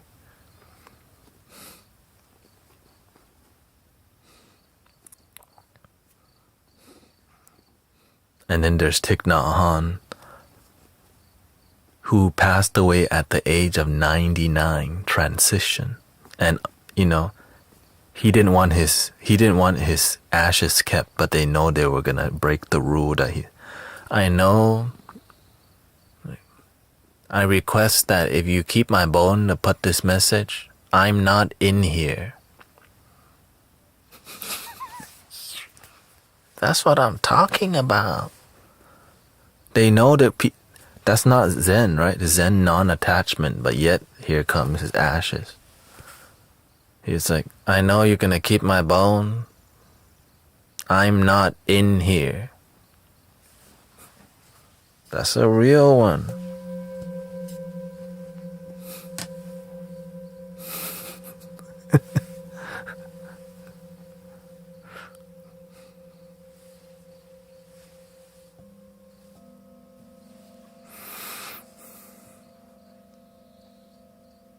So I'm grateful for all the spiritual teachers. They lots of charisma, especially my own master. Lots and lots of charisma, lots of flavor.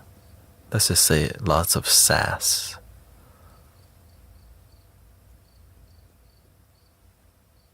Yeah.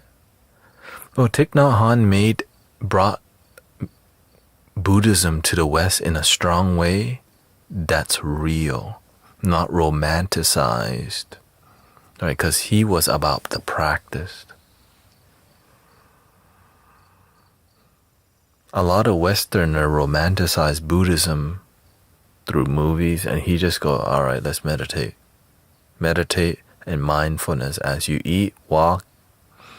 He was about application, not about romanticism of the Four Noble Truths, the Eightfold Path, the Tibetan Book of the Dead. Right? Westerners love to romanticize stuff, but no result. Thich Nhat Hanh brought results, mainly first to France, and then because, Oprah Winfrey interviewed him. That's how I saw him first. So, and then she got consumed by the money. But that's a side quest. Yeah.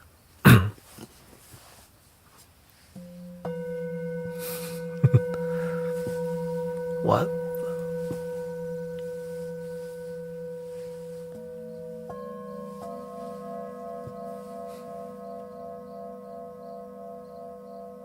Classic, right?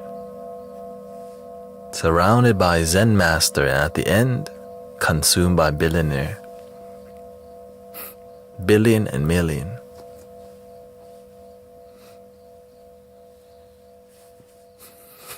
Classic.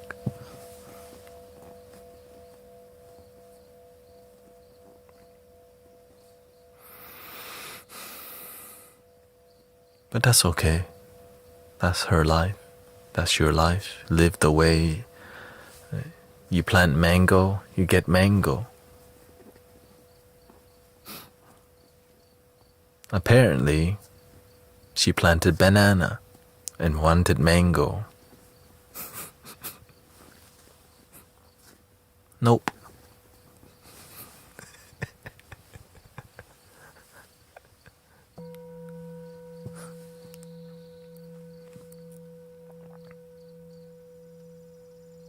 Now the crazy part is that, right, this is a secret. The master knows Oprah because we're in Houston. She used to be in Houston.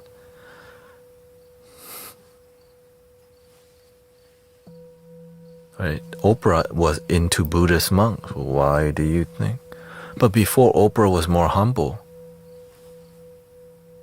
But instead of continuing her work, she wants to start her own channel. That was her big mistake. That's where they got her.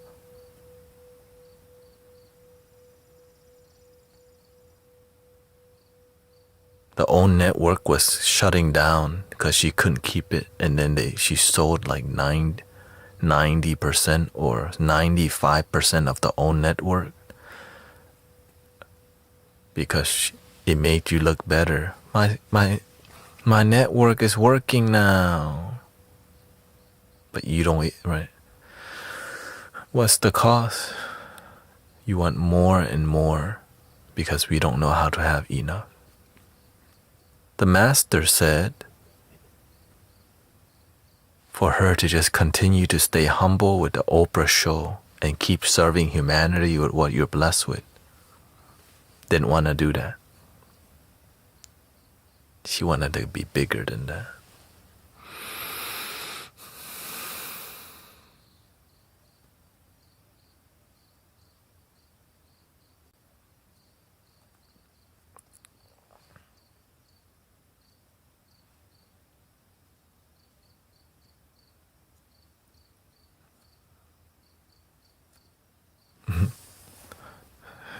Don Homer says, honestly, the only thing I want in life is to go back to 2008 and play World of Warcraft and eat pizza.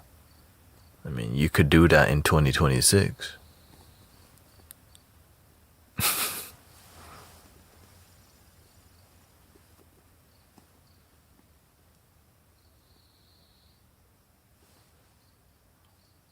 Just change the number on the year and do it.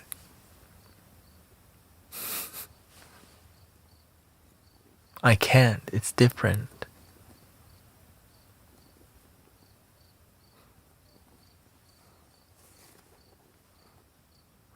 He says, I have you on my second monitor, but it's different, right?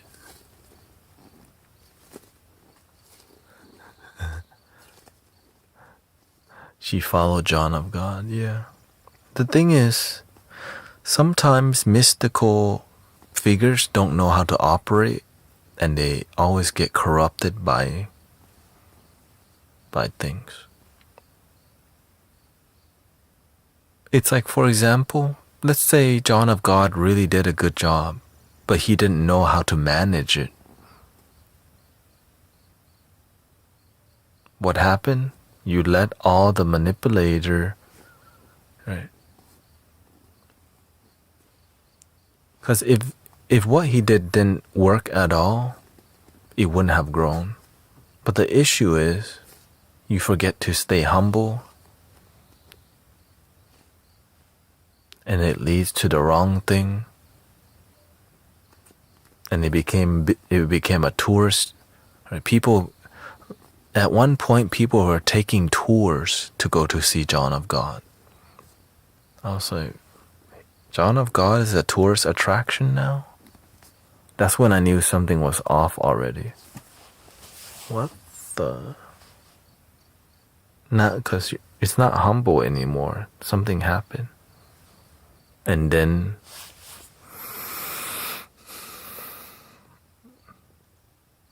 and of course, if you're a healer who's actually effective, do you think Big Pharma wants that? Hell no. Right? Do you give back to the system? You have to know how to play the game. If you don't know how to play the game,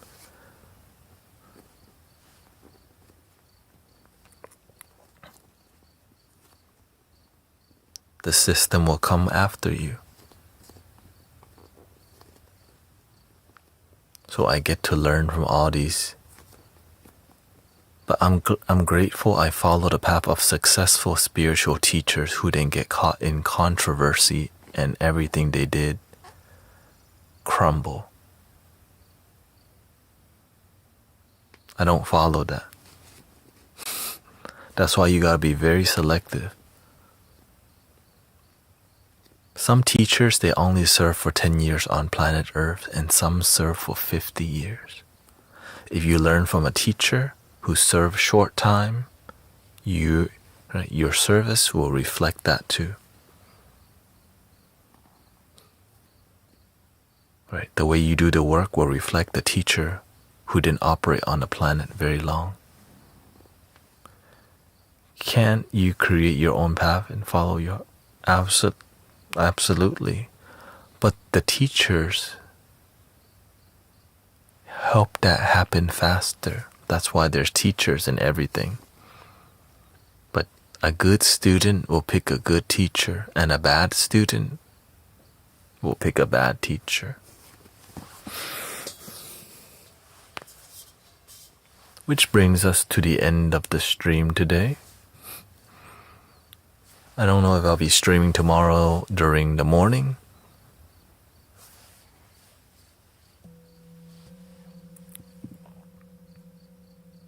Here we go, breathing in.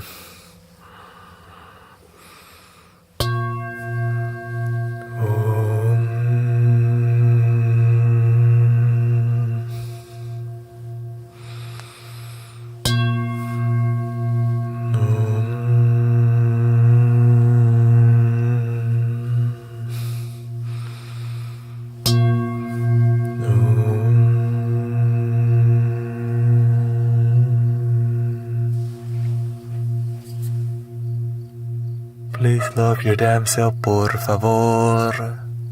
Mango gang. Thank you, everybody. Thank you for everybody's blessing, gifting, donation that make it possible. I will not be here in June or July.